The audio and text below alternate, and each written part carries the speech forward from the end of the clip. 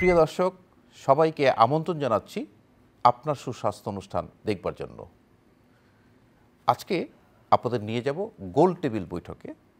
দেশ বরেণ্য চিকিৎসকরা পলিসিস্টিক ওভারিয়ান সিনড্রোম নিয়ে কি বলছেন সেটি চলুন আমরা শুনে আসি।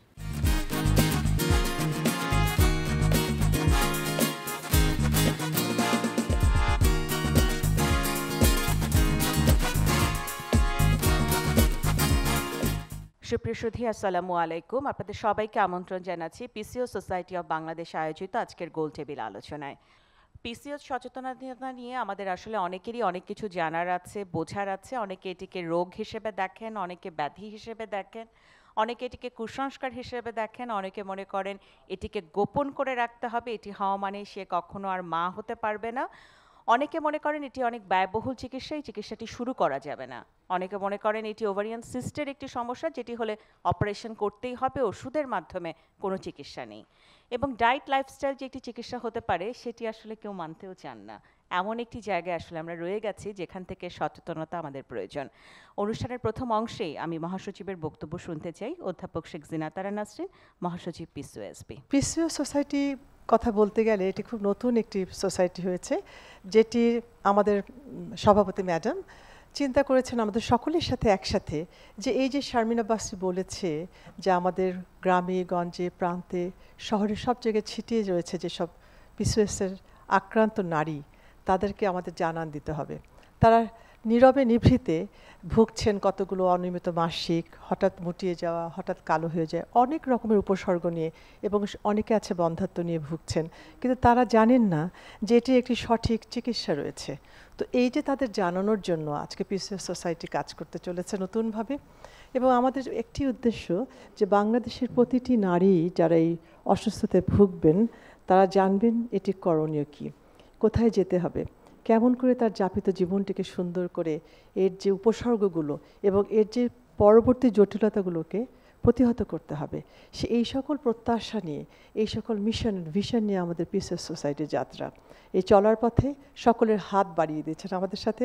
আপনারা আজকে গোল টেবিলে দেখবেন আমাদের সাথে যুক্ত হয়েছেন আমাদের দেশের প্রখ্যাত গাইনোকোলজিস্ট, আমাদের ডায়েটিশিয়ান, ডার্মাটোলজিস্ট, এন্ডোক্রাইনোলজিস্ট এবং আমাদের সেলিব্রিটি যারা অভিনয় করেন তারাও আমাদের সাথে যুক্ত হয়ে একটি আমাদের উদ্দেশ্য, হাউ টু কমব্যাট পিসিওএস। আসুন আমরা সকলে মিলে এই যে পিসিওর যে আক্রান্ত নারীরা আছেন, তাদের পিছিয়ে পড়ে আছেন, তাদের অজানা কথাগুলো তাদেরকে সামনে নিয়ে আসতে হবে, তাদের ভয়েস রেইজ করতে হবে।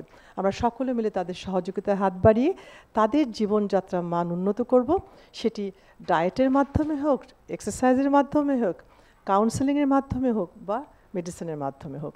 এটা আমরা সারা বাংলাদেশে আমাদের একটি স্বপ্ন, একটি উদ্দেশ্য, যে আমরা পিসিওএসকে প্রতিহত করে নিয়ে যাব সেইগুলো মেয়েকে আগামী সুন্দর দিনের পথে। ধন্যবাদ।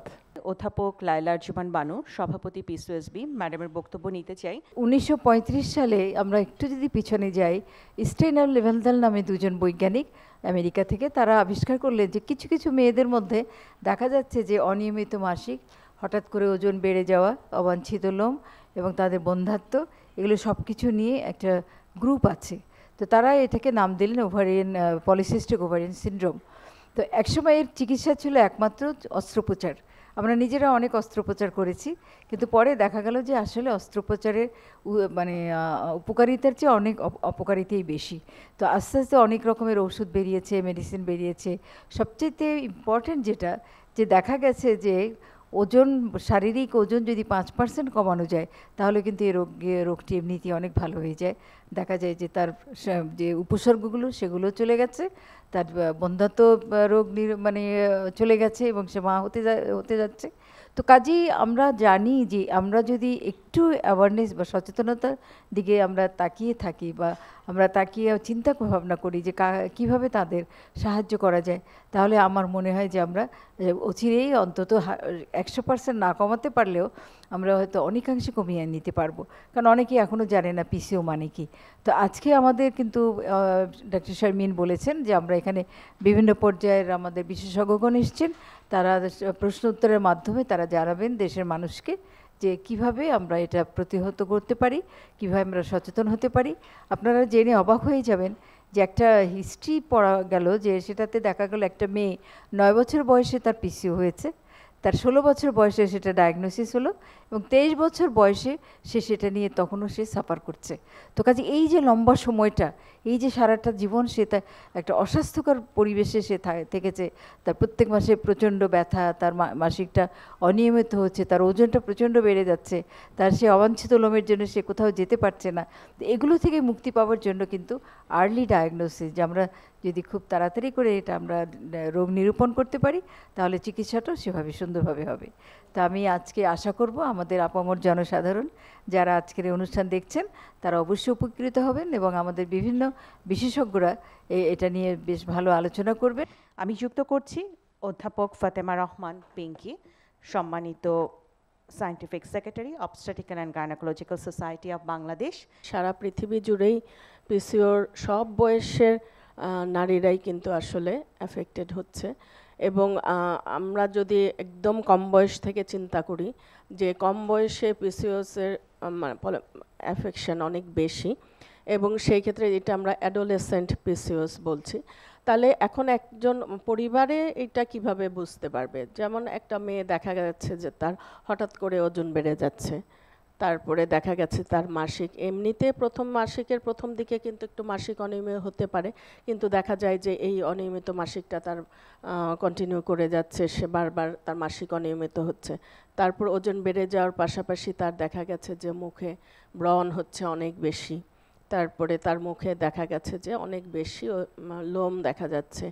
তারপরে অনেক মায়েরা আসেন অথবা খেয়ালও করেন যে তার ঘাড়, কাঁধ এখানে অনেক বেশি কালো দাগ হচ্ছে।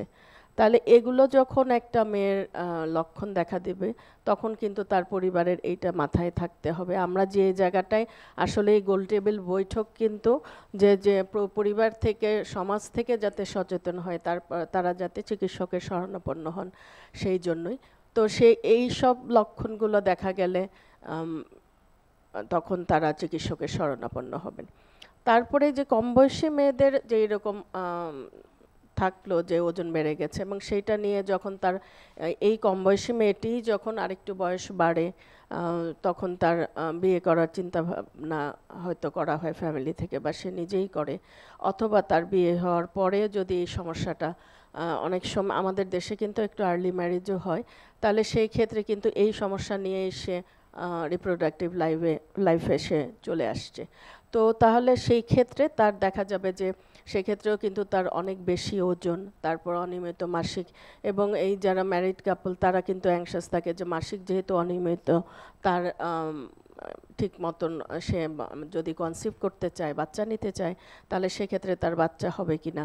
এবং এই ক্ষেত্রেও কিন্তু যার অতিরিক্ত ওজনের পাশাপাশি তার মুখে লোম থাকতে পারে বেশি, তারপর ব্রণ হয়, এবং যেটা ঘাড়, কাঁধ কালো হয়ে যাওয়া, সেগুলো লক্ষণও কিন্তু থাকতে পারে।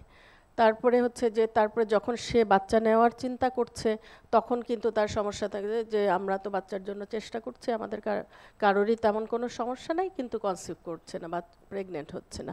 তাহলে এই যে প্রেগনেন্সি না হওয়া বা ইনফার্টিলিটি, যখন 1 বছর চেষ্টা করার পরেও বাচ্চা না হয়, তখন আমরা এটা ইনফার্টিলিটি বলছি। তাহলে সেই সমস্যা নিয়েও আসতে পারে যে আমরা বাচ্চা কাচ্চার জন্য চেষ্টা করছি কিন্তু কনসিভ করছে না। তাহলে এইরকম, কারণ পিসিওসে একটা যেহেতু হরমোনের অনেক ইমব্যালেন্স থাকে, সেই জন্য কিন্তু স্বাভাবিকভাবে গর্ভধারণ অনেক সময় ব্যাহত হয় অথবা দেরিতে হয়। তাহলে এই লক্ষণ নিয়েও আসতে পারে। তারপরে আবার অনেক সময় দেখা যায় যে তার হয়তো একটা বাচ্চা আছে, তার পরবর্তীতে তার পিসিওস ডেভেলপ করতে পারে, তখন কিন্তু সে আবার এই অনিয়মিত মাসিক নিয়ে আসতে পারে। আবার আরেকটা গ্রুপ আমাদের যেটা হয় যে তারা অন্য কোনো পেটে ব্যথা বা তলপেটে ব্যথা, সেটার জন্য সে একটা আলট্রাসোনোগ্রাম করতে গেল, তখন কিন্তু তার দেখা যায় যে ডিম্বাশয়ে অনেকগুলা সিস্ট দেখা আলট্রাসোনোগ্রামের রিপোর্টে আসছে, সেটা নিয়ে কিন্তু মায়েরা অ্যাংশাস হয় যে এটা কোনো ধরনের টিউমার কিনা। আসলে তখনও কিন্তু এটা তাদের অ্যালার্ট হতে হবে যে এটা পিসিওসও হতে পারে। অবশ্যই। অধ্যাপক ফিরোজ আমিন, আপনার কাছে জানতে চাই, আপনি বিভাগীয় প্রধান হিসেবে বারডেম হাসপাতালে রয়েছেন, হরমোন রোগ বিশেষজ্ঞ হিসেবে কাজ করছেন, দীর্ঘদিনের আপনার অভিজ্ঞতা। দেখা গিয়েছে যারা মায়ের গর্ভে যারা আইইউজিআর ছিল বা প্রিম্যাচুর ডেলিভারি হয়েছে, এই গ্রুপ অফ দ্য পেশেন্ট কিন্তু পরবর্তীতে যেখানে স্টাডিতে দেখা গেছে দে আর মোর প্রোন টু ডেভেলপ পিসিওএস। তার মানে এই প্রবলেমটা আসলে কিন্তু অনেক আগের থেকেই শুরু হয়, অর্থাৎ মায়ের গর্ভে যদি আমরা যদি ঠিকভাবে যদি বাচ্চাদের যদি যত্ন না নিই, তাদের যদি প্রিমেচিওর যদি ডেলিভারি হয়, তখন তাদের শরীরে কিছু চেঞ্জ হয়, যে চেঞ্জটা আমরা পরে বলি যে ইনসুলিন রেজিস্ট্যান্স, সেটা গিয়ে তাদের পিসিওএস ডেভেলপ করছে। একইভাবে আমরা যখন দেখি যে 9-10 বছর বয়সে বাচ্চারা আমাদের কাছে প্রেজেন্ট করে, তার আগে যদি যায় যে এই বাচ্চার লাইফস্টাইলে যদি যায়, যে দেখা যাচ্ছে তারা যে পরিমাণ আসলে খাবার খাওয়া উচিত তার চেয়ে বেশি ক্যালোরি জাতীয় খাবার খাচ্ছে, এবং তারা জাঙ্ক ফুড খাচ্ছে, এবং তারা ওজন বেড়ে যাচ্ছে, তখন তাদের শরীরে যে পরিবর্তনটা আসে সেটাকে বলে আমরা ইনসুলিন রেজিস্ট্যান্স।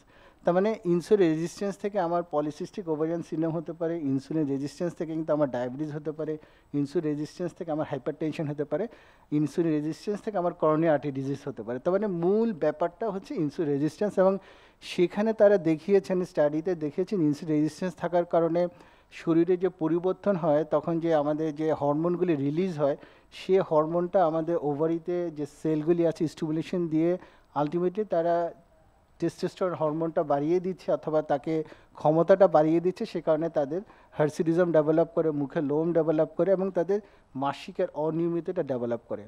তাহলে আমরা যদি দেখি ইনসুলিন রেজিস্ট্যান্স বোঝার কিন্তু খুব সহজ উপায় আছে। এটা এমন না যে আমাদের ইনভেস্টিগেশন করতে হবে। যদি দেখি যে একটা মানুষের তার এক্সপেক্টেড যে ওজন আছে তার চেয়ে ওজন বেশি আছে, অ্যাবডোমিনের ফ্যাট যদি বেশি থাকে, মেয়েদের ক্ষেত্রে যেটা বলা হয় যে মোর দেন 80 সেন্টিমিটার যদি তাদের অ্যাবডোমিনাল সার্কামফারেন্স থাকে, ব্লাড প্রেশার যদি থাকে, তাদের আইএফজিটি থাকে, মোরলেস সবাই ইনসুলিন রেজিস্ট্যান্স। তারই একটা বহিঃপ্রকাশ যেটা ম্যাডাম বলছিলেন যে ঘাড় কালো হওয়া, অ্যাকান্থোসিস ন্যাগ্রিক্যান্স। তাহলে একটা পেশেন্ট যদি আমরা দেখি যে তার অ্যাকান্থোসিস ন্যাগ্রিক্যান্স আছে, ঘাড় কালো হয়ে গেছে, ওজন বেশি আছে, তারা সবাই পিসিওএস, এবং তাদের সবারই হিস্ট্রি নিয়ে দেখা যাবে যে তারা রাত জাগে, তারা ঠিকমতো ঘুমায় না, তারা ফাস্টফুড খেতে অভ্যস্ত।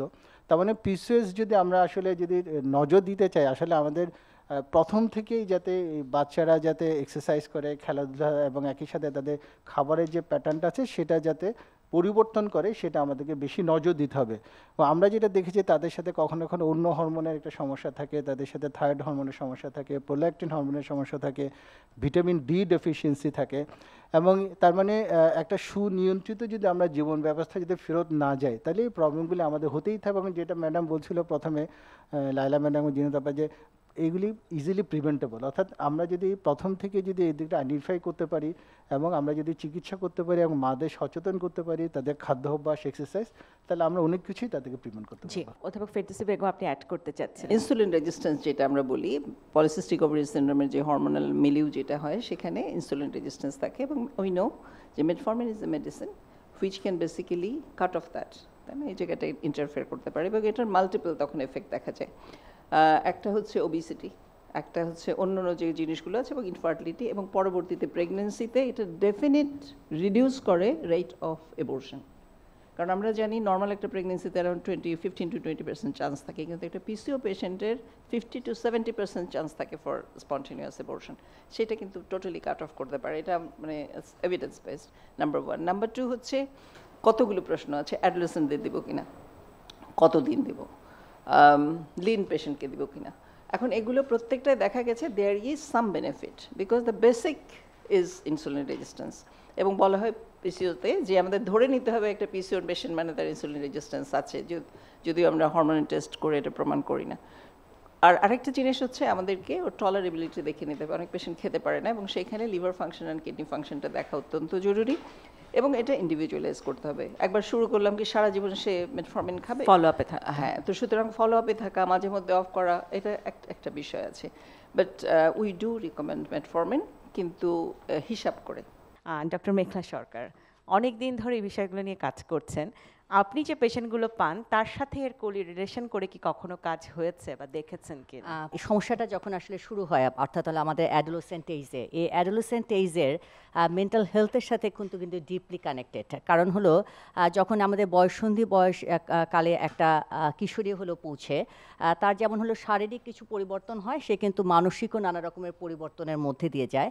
এর মধ্যে ওয়ান অফ দ্য মানে যেটা চেঞ্জেস, সেটা হলো তার সেলফ ইমেজ তৈরি হয়, অর্থাৎ নিজের প্রতি এক ধরনের বডি ইমেজটা তার কীরকম, তারা কিন্তু একটু সচেতন হতে শুরু করে। এবং এই বডি ইমেজের সাথে রিলেটেড কিন্তু কিছুটা সেলফ কনসেপ্ট, অর্থাৎ হলো আমি নিজেকে কিভাবে দেখছি। কাজেই যখনই হলো আসলে সে এই যে কিছু অনাকাঙ্ক্ষিত পরিবর্তন আসে, যেমন হলো মুখে অবাঞ্ছিত লোম হওয়া বা তার মধ্যে যে একটু ওয়েট গেইন করা, বিভিন্ন রকমের ডিসকালারেশন হওয়া, এটা তার কিন্তু বডি ইমেজে তার একটা প্রভাব পড়ে। এবং যেটা হয় যে তার একটা সেলফ স্টিম ইস্যু, যেটা অর্থাৎ নিজের প্রতি যে আত্মবিশ্বাস, নিজেকে যে দেখার যে প্রবণতা, এটা কিন্তু এক ধরনের আমি বলবো যে একদম এই যে মেন্টাল ডেভেলপমেন্টের জায়গায়, অর্থাৎ মাইন্ড এই যে স্ট্রাকচারটা তৈরি করছে, সেখানে প্রথমে কিন্তু তার ডেফিসিয়েন্সি রয়ে যাচ্ছে।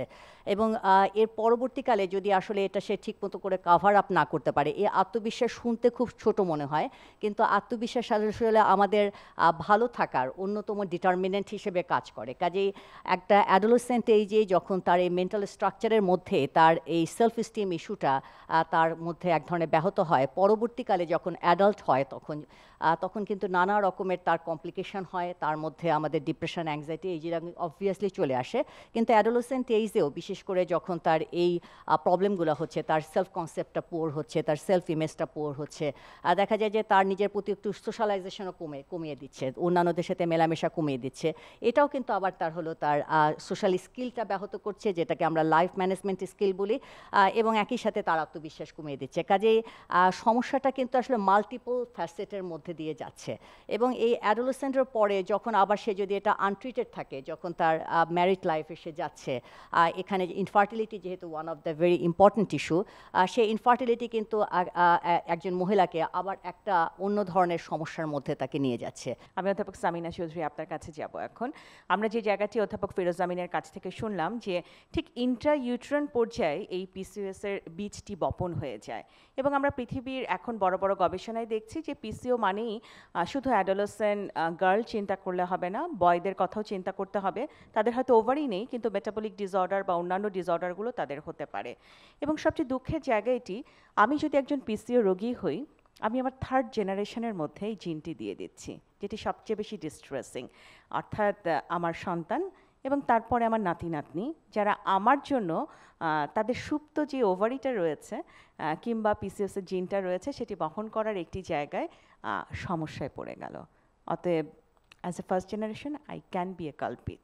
ঠিক সেই জায়গাটি থেকে অ্যাডোলেসেন্ট পিসিও খুব কম অ্যাড্রেস হয় আমাদের দেশে, এবং মাসিকের যে অনিয়ন্ত্রিত জায়গাটি রয়েছে, কখনো অনেক বেশি, কখনো কম, কখনো বন্ধ থাকা, সেই জায়গাটি নিয়ে আসলে মায়েরা কি করবেন?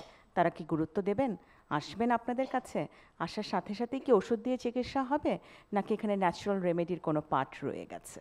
এর বীজটা কিন্তু যখন সেই মেয়েটি মাতৃগর্ভে থাকে তখন থেকে শুরু হয়ে যায়। এবং সেটা কারা? বিশেষ করে দেখা যায় যে আমরা যেটাকে বলি গ্রোথ রিটার্ডেশন, তার যেভাবে বেড়ে ওঠার কথা ছিল সেভাবে হয়নি, লো বার্থ ওয়েট, এই ধরনের প্রিম্যাচিউর বেবি, এইভাবে যাদের জন্ম হয় তাদের দেখা যায় যে ভবিষ্যৎ জীবনে তারা কিন্তু অনেকগুলো অসুস্থতার শিকার হবে। তার মধ্যে একটা হলো পিসিও। এছাড়াও ফিরোজ আমিন ডক্টর উনি খুব সুন্দর করে বলেছেন যে আরও অন্যান্য যে অসুস্থতা হয় সেগুলো এর সাথে একটা সম্পর্ক আছে। এখন কথা হলো সেই গর্ভের থেকে যখনই হলো, আমি একটু করে বলতে চাই, যখনই সেই বাচ্চাটি হলো, সে যে বাচ্চাই হোক, তাকে কিন্তু মায়ের দুধ দিয়েই বড় করতে হবে। এই কারণে দেখা গেছে যে বাচ্চাগুলো মায়ের দুধ খায় আর যে বাচ্চা মায়ের দুধ না খেয়ে অন্য ফর্মুলা ফিডিং খায়, তাদের মধ্যে পিসিওটা অনেক বেশি। কাজে এইগুলো জিনিসও আমাদের কিন্তু মাথায় রাখতে হবে। তারপরেও আমরা দেখছি যে 9-10 বছরের মেয়েটি, ছোট্ট মেয়েটি বেশ মোটাসোটা হয়ে যাচ্ছে, এবং তার একটু হয়তো খাওয়ার দিকে প্রবণতা বেশি হচ্ছে। বিশেষ করে আমরা আজকাল যেটা একটা, আমি মনে করি যে আমাদের সকলের জীবনেই একটা কালপ্রিট হয়ে আসছে বা শত্রু হয়ে আসছে, সেটা হলো ফাস্ট ফুড। এবং এই ফাস্ট ফুডগুলো এমনভাবে তাদেরকে আকর্ষণ করছে, তারা এইটা ছাড়া যেন চলে না। আজকাল আমরা দেখি যে ছেলেমেয়েরাও অনেক স্মার্ট হয়ে গেছে, বাচ্চা ছেলেমেয়েরাই টেলিফোনটা নিয়ে অর্ডার করে দিল, ফাস্টফুড বাসায় চলে আসলো, এবং এটা একটা যেন কালচারে পরিণত হয়েছে। কাজে এগুলো জিনিস এই সাথে আমাদের একটু পরিবর্তন করতে হবে। আর একটা জিনিস, আমরা যতই বলি বাচ্চাকে তুমি সবজি খাওয়াও এবং এক্সারসাইজ করো, এইগুলোর একটা পরিবেশ না যদি আমরা তৈরি করতে পারি তাহলে কিন্তু হবে না। তখন ও বাচ্চা মোটেও সবজি খাবে না, কিন্তু তার সাথে যুদ্ধ হয়ে যাচ্ছে। কাজে আমাদেরও রান্না পদ্ধতির মধ্যে একটা পরিবর্তন আনতে হবে, যাতে আমরা সেই বাচ্চাকে অতিরিক্ত ক্যালোরি যাতে না খায় সেটা সেদিকটা খেয়াল করা। আমি একটু যেতে চাই অধ্যাপক রওশন আরা বেগম, সাবেক সভাপতি OGSB। পেশেন্টের গল্প বলি আমার গ্রামেই, যে সে তার বয়স হলো 85 কেজি ওজন। তো তার নাম টিপা। তাই বললাম যে টিপা নাম রাখছে কেন, টিপা কেন? বলে যে 3 পাউন্ড হয়েছিল। তো 3 পাউন্ডের বেলা এখন সে 16 বছরে 85 কেজি। তো তার যে আশেপাশে বন্ধুরা আছে যারা, যেটা বললাম গ্রামের পর্যায়ে বলি, যে এখন গ্রামে তো এটা খুব মাসিক হলে একটা মানে তার এটা একটা মানে একটা অনেক সময় সাজ রব থাকে বাড়িতে, আবার খুব এটা নিয়ে একটা লুকিয়ে রাখার কুসংস্কার থাকে, যে কিছু বলতে কাউকে কিছু বলা যাবে না, হচ্ছে না, পাশাপাশি যে সেটাও কিন্তু একটা বিশাল কুসংস্কার। মাসিক কেন 11 থেকে 12 হয়ে 13 হয়ে যাচ্ছে, এখনও কেন মাসিক হচ্ছে না। শহরে আমি শহরের পর্যায়েও দেখছি তারা কিন্তু স্কুলে যখন যায় মেয়েরা, তারা কিন্তু একটা কুসংস্কার দিয়ে ও কিন্তু রেগুলার তারা স্কুলে যাচ্ছে, প্যাড চেঞ্জ করছে, সেখানে তার কিছু হচ্ছে না। এটা ভীষণ কুসংস্কার আমাদের মধ্যে থাকে। তারপরে এইগুলো কিন্তু যেটা ওই যে নেগলেক্ট করে, যে আইডেন্টি ক্রাইসিস আস্তে আস্তে শুরু হয় তখন থেকে তার এখানে, তখন থেকে তার মেন্টাল একটা জিনিস থাকতেই থাকে। এই যে identity crisis, mental anxiety, depression, এই সবগুলো একটা পারিবারিকভাবে কিন্তু একটা লুকিয়ে রাখারও প্রবণতা থাকে এবং তাকে খুব আঘাত করতে থাকে। এবং এই যে ডিপ্রেশন থেকে শুরু করে বসে থাকলো ঘরে খাওয়া, বললেন যে এই ওজন এত বাড়ছে, মা কিছু খায় না, তো তেমন কিছু খায় না, কিন্তু সে যে এই যে ডিপ্রেশনে পড়তে পড়তে আস্তে আস্তে হয়তো যেটা বললো যে অনেক ক্যালোরি খাচ্ছে, অনেক বাসায় কিন্তু এরকমও হয় যে আসলে ঠিক অতটাও খাওয়া হচ্ছে না, কিন্তু তার এই ডিপ্রেশন এগুলো থেকে কিন্তু সে আস্তে আস্তে সেই পিছিয়ে দিয়ে যাচ্ছে। তা আমাদের গ্রামেও কিন্তু বা শহরেও সেটা বললো প্রান্তিক পর্যায়ে শুরু, সেটা কিন্তু শুধু ওই পর্যায়ে আমি রেগুলার কিন্তু দেখি যে ওখানে যেমন আছে এখানেও কিন্তু তেমন। এখন কী বলি, এখন গ্রাম পর্যায়ে চলে গেছে এটা, যে পিসিও পেশেন্টরা অনেক আসছে। কিন্তু যেটা আমি বলি যে এই যে হাইড করার প্রবণতা, যে মনে করে যেটা আমি যদি বলি কাউকে তাহলে নিশ্চয়ই যে তার একটু ঢেকে মুখটুক ঢেকে আসলো কেন, বলে যে না আমার একটু একটু করে লোম এখানে গজাচ্ছে, তো খুব মানে এটা নিয়ে কাউকে বলা যাবে না, এটা নিয়ে কাউকে মানে চিকিৎসকের কাছে যাওয়া যাবে না, লজ্জার ব্যাপার। এবং কারো কাছে শুনতে পেরেছে যে এটা দিলে সে স্বামীর ঘরে করতে পারবে না, পরবর্তীকালে বাচ্চা কাচ্চা হবে না। এই সব কিছু মিলে আমাদের কিন্তু দারুণ কুসংস্কার আমাদের সমাজে এখনও আছে, যেটা আমি বলি যে এর জন্য আজকে যে পিসিও এখানে বসছেন এটা একটা বিশাল ব্যাপার, অ্যাওয়ারনেস ডেভেলপ করানোর জন্য, যে আমরা কিন্তু আসলেই যে কুসংস্কার, যে ট্যাবু আমাদের মধ্যে রয়ে গেছে এবং এই স্টিগমা আমাদেরকে যেভাবে আক্রান্ত করছে, সেইটা একেবারে তৃণমূল পর্যায় থেকে শহর পর্যন্ত যেগুলো আছে। কাজেই আমাদের এই যে একেবারে ছোটো মেয়েটি, যেটি আমি যদি বললো যে 12.5 বছর, আমার স্টাডি আবার করা দরকার, এখন কিন্তু অনেক আর্লি এজে মেনস্ট্রুয়েশন শুরু হয়েছে। আমি দেখি 9 বছরের মেয়ে বা 8.5 বছরের মেয়ে স্কুলে যাচ্ছে, মা খুব লজ্জা পেয়ে আসছে যে আমি কিছুতেই পারছি না মেয়েকে সামলে যেতে, সে প্যাড পড়তে পারে না, কিছু বুঝতেই পারছে না একেবারে, এখনও তার মা হাত দিয়ে ভাত তুলে খাওয়ায়। তো মিনার কেসটাও কিন্তু বেড়ে গেছে এবং সেই সাথে এই যে একবার শুরু হলো মাসিক, আবার তার দীর্ঘ সময় তার মাসিক হচ্ছে না, সেটাও একটা তার মেন্টাল সাংঘাতিক, কারণ সামাজিক পরিপ্রেক্ষিতে মা অনেক দুশ্চিন্তা থাকেন সেগুলো নিয়ে। কাজে আমার মনে হয় যে আমাদের যে সুপারস্টিশনগুলো আছে, কুসংস্কারগুলো আছে গ্রাম পর্যায় থেকে শহর পর্যায়ে, প্রত্যেকের কিন্তু এটা ভাঙতে গেলে আমি শুধু ওই বাচ্চার দিকে তাকিয়ে না থেকে এটা কী করে করা যেতে পারে, এটাকে প্রিভেন্ট করা যেতে পারে সেটা চিন্তা করতে হবে। কারণ আমরা মনে করি যে কুসংস্কারগুলো কিন্তু দায়িত্ব কিন্তু আমাদেরই ভাঙার। এবং আমি মনে করি যে আজকে এই আমরা যে পিসিও এখানে বসছে, যারা আমরা এই চিকিৎসকরা এখানে আছি এবং যারা মিডিয়া পার্টনার যারা আছেন, এবং সবাই যদি আমরা বলি সারাক্ষণ কথাগুলো, যে আসলে ভয় পাওয়ার কিছু নেই, এটাকে যদি আর্লি আমরা ডায়াগনোসিস করতে পারি, আমরা তোমাকে একটা ভালো সুন্দর জীবন দিতে পারি। আমি অধ্যাপক কোহিনুর বেগম ম্যাডাম আপনার সঙ্গে যুক্ত হচ্ছি। এটার প্রথম ট্রিটমেন্ট বা প্রথম রেমেডিটাই হলো এটা জেনেটিক, এটা অ্যাবসলিউটলি বন্ধ করতে পারবো না আমরা, তবে আমরা ট্রিটমেন্ট করে কমপ্লিকেশনগুলি কমাতে পারবো কিংবা ইনসিডেন্সটা কমাতে পারবো। সেই লেভেলে গিয়ে আমাদের কী করা উচিত, যে লাইফস্টাইলের মডিফিকেশান লাগবে। লাইফস্টাইল মডিফিকেশান কীভাবে করা যাবে? 1 নম্বর হলো ওয়েট রিডাকশান। ওয়েট রিডাকশান করতে গেলে আমাদের এক্সারসাইজ লাগবে আর আমাদের খাওয়া দাওয়ার প্রতি অ্যাটেনশন দিতে হবে। এখন প্রথম এই জিনিস শুরু হয় বাসার থেকে, বিকজ প্যারেন্টসের প্রথম দায়িত্ব হলো এই বাচ্চা কী করে বাড়ছে, ওজনটা কত থাকার কথা তার চেয়ে বেশি কিনা দেখা। কিন্তু যদি এর পরে সামনে যেটা বললো, এর পরের জায়গাটাই হলো স্কুল, বিকজ বাচ্চারা স্কুলে অনেকটা সময় কাটায়, এই অ্যাডোলেসেন্ট গার্লরা স্কুলে অনেক সময়, এবং ওরা কিন্তু বাপ মার চাইতে ম্যামের কথার গুরুত্ব বেশি। ম্যাম তারা যা বলবে, টিচার তারাই তাদের গুরুত্বপূর্ণ বেশি। কাজেই টিচারদের অনেকটা রোল আছে টু হেল্প দিস গার্লস। কী করে হেল্প করতে পারবে? তারা প্রথম হলো তারা কাউন্সেলিং করতে পারে, যে এই সব বাচ্চা তো পিছিয়ে হয় না স্কুলের মধ্যে, যে সমস্ত বাচ্চাদের পিছিয়ে হয় তারা অ্যালং উইথ আদার গার্লস বলতে পারে, তাদের সেপারেট করে বলতে পারে, বিকজ তাদের একটা স্টিগমা হয়ে যায়, তাদের আলাদা করে বলতে গেলে ওরা মনে করে আমরা নিশ্চয়ই এমন বিপদে পড়ছি যে সবাই, তো কাজেই অন্যান্য গার্লদের সঙ্গেও এই খাওয়া, নিউট্রিশন, এক্সারসাইজ সম্পর্কে আলাপ করতে পারে। 2 নম্বর হলো তাদের শুধু আলাপ করলে হবে না, ওর মাথায় ঢুকাই দিতে হবে যে এইটা পার্মানেন্ট থাকতে হবে, এই লাইফে খাওয়া কমাও, এক্সারসাইজ করো, এটা মুখে বললে হবে না, ও করলো কি না এফেক্টিভ করলো কি সেটা আমাদের যাচাই করতে হবে। আর 2 নম্বর যেটা স্কুলে পরিবেশ থাকতে হবে, তুমি বলে দিলে আর স্কুলে একটা পা ফেলাবার জায়গা নেই, হাঁটার জায়গা নেই, স্কুলে এক্সারসাইজ করার জায়গা নেই, তাহলে বলে লাভ কি?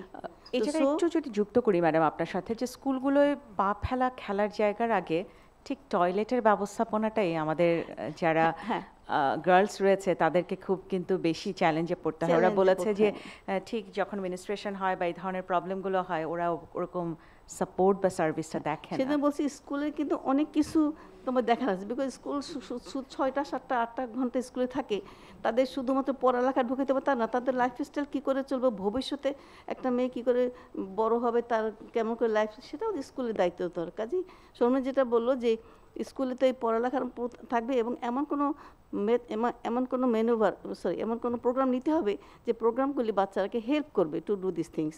স্পেশালি ও যেটা বললো যে যখন মেনস্ট্রুয়েশন হয় তাদের তো টয়লেট ফেসিলিটি থাকে না, আবার আরেকটা কথা যে কম্বাইন্ড স্কুল যেগুলো থাকে ওখানে তো আলাদা থাকে না, এগুলো খুবই ইম্পর্টেন্ট বিষয় জানতে হবে। কাজে টিচারদের রোল হলো টিচাররা ওদের প্রথমে কাউন্সিলিং করবে, দেখাবে কোন, এবং যদি এমনভাবে বলে তুমি যে ওজন কমাও তোমার এই ডিজিজ ভালো হবে, কি ডিজিজ, মাসিক ঠিক হবে, তোমার ভবিষ্যতে হার্ট ডিজিজ হবে না, ভবিষ্যতে ডায়াবেটিস হবে না, তাহলে বাচ্চারা একটা শুনতে সুবিধা বুঝবে। আর এর পরের কথাটা হলো কি যে সমস্ত কিছুর লজিস্টিক যে সমস্ত লজিস্টিক থাকার কথা এই কমাবার জন্য এইটা স্কুল প্রোভাইড করবে, আর টাইম টু টাইম তার প্যারেন্টসদের সাথে কোঅপারেট করবে এবং পাঠ্যপুস্তক অন্তর্ভুক্ত করা। এই জায়গাটা এখানে এটা হলো কি যে তোমার কথা এটা হলো যে অলরেডি আমাদের বইতে কিন্তু এই রিপ্রোডাক্টিভ লাইফ সম্পর্কে করা আছে, বলা আছে, এবং সেটা শুরু হয়েছে ক্লাস 6-এর বই থেকে শুরু হয়েছে, আস্তে আস্তে আস্তে আস্তে উপরে ক্লাসে বলা। এটা আগের দিনে একটা টেবু ছিল, এটা কি করে বলবে মাস্টাররা, বলতেও পারে না কিংবা লজ্জা পায়, কিন্তু তা না, এই লজ্জা পাওয়ার জিনিস নাই এখন এইগুলি টিচারদেরই কিছু ভাবে মাথায় দিতে হবে, এবং যদি না পারো ব্রিং দ্য প্যারেন্টস, তাদের ডাকো, তাদের সঙ্গে কথা বলো যে আপনার এইভাবে বাসা করবেন। মোট কথা স্কুল থেকে শুরু করতে হবে, বিকজ ওরা ওই যে বললাম ম্যামের কথা ভালো শোনে। আমি এখানে একটা উল্লেখ করতে চাই যে আমাদের স্কুলে কিন্তু একজন ফিজিক্যাল ইনস্ট্রাক্টর থাকেন, আরেকজন কিন্তু থাকেন হলো মেডিকেল অফিসার, তো এদের দুজনেরই কিন্তু বিরাট দায়িত্ব আছে। তারপর ফিজিক্যাল ইনস্ট্রাক্টরদের যদি আমরা এই তথ্যগুলো তাদেরকে এটা সরকারি পর্যায়ে প্রত্যেকটা স্কুলে জানিয়ে দিতে হবে, একটা আমি বলবো যে কারিকুলামের মধ্যেই এটা দিয়ে দিতে হবে যে কি কি জিনিস এখানে করা উচিত, এবং সেটা হলো লাইফস্টাইল মডিফিকেশন, যেটা আমরা এক্সারসাইজ এবং ডায়েট এগুলো সম্বন্ধে বলি। এটা শুধু পিসিও বলে বলবো না, তার কারণ এটার সাথে অনেকগুলো ডিজিজ রিলেটেড অবশ্যই, এবং আমি মনে করি যে এই প্রিভেন্টিভ দিকে যদি আমরা যাই তাহলে আমাদের যে এই হার্ট ডিজিজ বলো, হাইপারটেনশন, লিপিডিমিয়া, এগুলো যে হাইপারলিপিডিমিয়া যে সব অসুস্থতা হচ্ছে তার জন্য আমাদের কি পরিমাণ খরচ হচ্ছে আমরা বুঝতে পেরেছি, বিরাট একটা ইকোনমিক বার্ডেন। সেজন্য প্রিভেন্টিভ সাইডটা আমি মনে করি যে অনেক বড় করে দেখতে হবে। আমরা কিন্তু ছোটবেলায় যখন স্কুলে যেতাম প্রথমে যে আমাদের অ্যাসেম্বলিটা হতো সেখানে কিন্তু হালকা ব্যায়াম হতো, আমার মনে হচ্ছে সোজা হয়ে দাঁড়াও, সামনে দাঁড়াও, পিটি সেখানে হতো। আর প্রত্যেক দিনই কিন্তু আমাদের ড্রিল ক্লাস থাকতো, একটা ড্রিল স্যার ছিলেন, উনি খুবই শক্ত মানুষ ছিলেন, ঠিকঠাক মতো না করলে অনেক সময় দেখাতে যেত যে মাঝে মাঝে মেরেও পানিশমেন্ট দিতেন। তো এটা যে রেগুলার হতো এটারও কিন্তু একটা ইম্প্যাক্টটা খুব ভালো আছে, কারণ ওই সময় কিন্তু আমাদের এত মোটা মেয়ে বা এত কিছু এগুলো আমরা কখনো দেখতাম না। তো কাজে আমার মনে হয় যে এটাও কিন্তু আমরা যারা সপ্তাহে, আমি যেটা শুনলাম জিনাতের কাছে সপ্তাহে 2 দিন করে হয়, সেটাকে আমরা প্রত্যেক দিনই করার কথা বলতে পারি। আর তার সাথে সাথে যেটা বলেছে সামিনা, এটা খুবই ভালো প্রস্তাব। আমার মনে হয় এটাও আমরা একটা রিকমেন্ডেশন রাখতে পারি যে তারা যাতে এটা আগে থেকেই প্রতিহত করার জন্য, পিছিয়ে প্রতিহত করার জন্য যেন এগুলো সচেতনতার আশ্রয় নেন। আমি এখন যাচ্ছি অধ্যাপক রাশিদা বেগম। বন্ধ্যাত্ব অন্য মানুষের যতটা হয় তার চেয়ে 10 গুণ বেশি হয় পিসিওএস পেশেন্টদের। এই বন্ধ্যাত্ব কেন হয়? আপনারা শুনেছেন যে অনিয়মিত মাসিকের কথা সবাই বলেছেন। অনিয়মিত মাসিক মানে তার অনিয়মিত ডিম্বাণু নিঃসরণ হওয়া। প্রতিটি মেয়ের যখন বয়ঃসন্ধিকালে আসে তখন তার ওভারি থেকে একটা ডিম্বাণু নিঃসরণ হয়, এবং সেই ডিম্বাণু নিঃসরণ হলে সেটা যদি কখনো আনম্যারিড মেয়ে যারা থাকে তাদের, অথবা ম্যারিড যারা বাচ্চা নিতে চায় না, বাচ্চা নিতে না চাইলে তখন সেটা ফার্টিলাইজেশন হয় না, বা একসময় মাসিক আকারে জ্বরের যে প্রিপারেশন থাকে সেটা বের হয়ে যায়। কাজেই তার ডিম্বাণু নিঃসরণ হলে নিয়মিত মাসিক হয়, কিন্তু ডিম্বাণু নিঃসরণ না হলে নিয়মিত মাসিক হয় না। তবে একটা কথা, দুটো ইনফরমেশন বলতে চাই। অ্যাকচুয়ালি এটার প্রিভেনশন আছে কিনা, মানে ঠেকিয়ে রাখা যায় কিনা। এই যে ম্যাডাম এতক্ষণ বললেন যে ডায়েটিং, এক্সারসাইজ অ্যাডোলেসেন্স পিরিয়ডে তার ঠিকমতো চলা, এটি অতি গুরুত্বপূর্ণ। যদি অ্যাডোলেসেন্স পিরিয়ড থেকে সে ডায়েটিং, এক্সারসাইজ এটাতে মনোযোগী হয়, তাহলে কিন্তু পরবর্তীতে বন্ধ্যত্ব থেকে সে রেহাই পেতে পারে। এক্সারসাইজ এমন একটা জিনিস যে এক্সারসাইজ, আমাদের হরমোন বিশেষজ্ঞ বলেন যে ইনসুলিন রেজিস্ট্যান্স হয়, তার পুরুষ হরমোনের আধিক্য দেখা দেয়। এক্সারসাইজ করলে এ দুটো কিন্তু কন্ট্রোলে চলে আসে। কন্ট্রোলে চলে এলে অটোমেটিক্যালি তার ডিম্বাণু নিঃসরণ হবে এবং নিয়মিত মাসিক হবে। তাহলে বন্ধ্যত্ব হয় ডিম্বাণু, এই পেশেন্টদের শুধুমাত্র ডিম্বাণু নিঃসরণ না হওয়ার জন্যই বন্ধ্যত্ব হয়। তো সুখের বিষয় হলো যে এর চিকিৎসা খুবই সহজ, এবং আমরা যখন পিসিওর পেশেন্ট পাই তখন খুব খুশি হই। আমি খুব খুশি হই যে আমার হাত ধরে এর একটা বাচ্চা হবে। এদের বাচ্চা হওয়াটা এতই নিশ্চিত মোটামুটি অন্যান্য ইনফার্টিলিটির কারণের চেয়ে। একটা সমস্যা হলো যে পারিবারিকভাবে তারা ভীষণভাবে লাঞ্ছিত হয়। এই মেয়ের মাসিকের খবর শুধু স্বামীর কাছে না, তার শাশুড়ির কাছে, গোটা ফ্যামিলির সবার কাছে মাসিকের খবর চলে যায় যে মাসিক হচ্ছে না। তা আমার অনুরোধ যে আপনারা কখনই এটা নিয়ে মাসিক না হয় এতে কিচ্ছু যায় আসে না বাচ্চা হওয়ার ব্যাপারে। অনেক মেডিসিন আছে যেটা দিলে খুব সহজেই ডিম্বাণু হতে পারে, এবং আপনারা নিজেরাই চিকিৎসা করতে পারবেন। আবারও বলছি, ডায়েটিং অ্যান্ড এক্সারসাইজ। আমি গ্রামের মেয়েদেরকে যখন প্রশ্ন করি, তাদের 3 বেলা ভাত খায়। 3 বেলা ভাত খাওয়া থেকে বিরত থাকতে হবে। এদের মুটিয়ে যাওয়ার একটা টেন্ডেন্সি থাকে যে ভাত খাবেন 1 বেলা, এবং যে সমস্ত খাবারে ব্লাড সুগার বেশি বেড়ে যায় সেই সব খাবারটা বাদ দিতে হবে, এবং এক্সারসাইজ করা। খুব কঠিন এক্সারসাইজ, রেগুলার যদি 2 বেলা সে 45 মিনিট করে হাঁটে তাহলেই অনেক কন্ট্রোলে চলে আসে। কাজে আপনার হাতেই কিন্তু আপনার চিকিৎসা। এবং বেশিরভাগ ক্ষেত্রে আমি দেখি মহিলা যে যার বডি সারফেস তার অর্ধেক হলো হাজব্যান্ডের। তো এইরকম মুটিয়ে গেলে তাদের তো হবেই না। কাজে সবসময় আপনাদের চিন্তা করতে হবে যে কীভাবে ওজনটাকে নিয়ন্ত্রণে রাখা যায়। ওজন নিয়ন্ত্রণে রাখলেই অনেকটা কারেক্ট হয়ে যাবে। তবে তারপরে যদি না হয় তাদেরকে অবশ্যই আমার কাছে বা আমার মতো কারো কাছে আসতে হবে। কিন্তু চিকিৎসা খুব সহজ, কিছু অল্প দামি মুখে খাওয়ার ওষুধ দিলেই কিন্তু তাদের বাচ্চা হতে পারে। কাজে বাচ্চা হওয়া নিয়ে একেবারেই চিন্তা করবেন না। এদের বাচ্চা হওয়া অত্যন্ত সহজ পদ্ধতিতে বাচ্চা হতে পারে। তবে তাদের মাসিক করে দেন এই চিন্তা থেকে বিরত থাকতে হবে। মাসিকটাই মুখ্য নয়। একটু একটা জায়গা জানতে চাই আপনার কাছে, আসলে বন্ধ্যাত্বের কোন পর্যায়ের চিকিৎসার মাধ্যমে অধিকাংশ পিসিওএস রোগীগুলো আসলে প্রেগন্যান্ট হতে পারেন? এখন শুধু ডায়েট কন্ট্রোলের মাধ্যমে কিংবা ওষুধের মাধ্যমে সবাই হবে তা নয়। এখন এটা একটা সিভিয়ারিটি আছে যে যাদের ধরো ইনসুলিন রেজিস্ট্যান্স তেমন নাই বা হাইপার অ্যান্ড্রোজেনিয়া নাই, তাদের ডায়েটিং এক্সারসাইজ করলে হয়তো কারেক্ট হয়ে যাচ্ছে। কিন্তু একটা গ্রুপ আছে তাদের, যে আমরা জানি যে 4টা গ্রুপ আছে classical type of PCO. Classical type বা গ্রুপ এ যেটা, তাদের কিন্তু তারা একটু মোস্টলি রেজিস্ট্যান্ট থাকে, তাদের শুধু ডায়েটিং এক্সারসাইজে হয় না, সেখানে ট্রিটমেন্ট প্রয়োজন আছে। কিন্তু আসার কথা হলো যে treatment is very much effective. যে বন্ধ্যত্বের অন্যান্য বন্ধ্যত্বগুলোতে যে ট্রিটমেন্ট অত এফেক্টিভ না, এখানে treatment is very much effective. এইটাই হলো তাদের প্রতি একটা খবর যে ট্রিটমেন্ট অনেক সহজ। আরেকটা হলো আমি এটার উপরে পিসিও এবং এন্ডোমেট্রিসিসের উপরে জনসাধারণের জন্য খুব সহজ ভাষায় একটা পুস্তিকা লিখেছি, যেটা আপনার নিকটস্থ গাইনোকোলজিস্টের কাছে আপনি চাইলে পেতে পারেন। এটা ফ্রি অফ কস্ট দেওয়া হচ্ছে। কাজে কেউ যদি চায় সেটা নিতে পারে, গাইনোকোলজিস্ট রিকোয়েস্ট করে সে এটা সংগ্রহ করে দিতে পারবে। আমি জাস্ট দুটো কথা আপনার কাছে এক লাইনে জানতে চাই। কেমন শতাংশ রোগীর আসলে ল্যাপারোস্কোপি লাগে পিসিওএস এবং বন্ধ্যাত্বের তারা ভোগেন, এবং আরেকটি জায়গায় যেটি যে কেমন শতাংশ রোগীদের আসলে আইভিএফ এর মাধ্যমে চিকিৎসার প্রয়োজন? শুধুমাত্র পিসিওর জন্য সার্জারি খুবই কম, খুবই কম। মানে যেটা আমরা বলি যে ড্রিলিং যেটা হয় সেও ক্লাসিক্যাল টাইপ যেমন রেজিস্ট্যান্ট, তার কিন্তু ড্রিলিং করা কন্ট্রাইন্ডিকেটেড, কারণ ড্রিলিং করলেও তার লাভ হবে না। সেজন্য ড্রিলিং এর indication is very few. IVF শুধুমাত্র পিসিওর জন্য খুবই কম, 1.25%।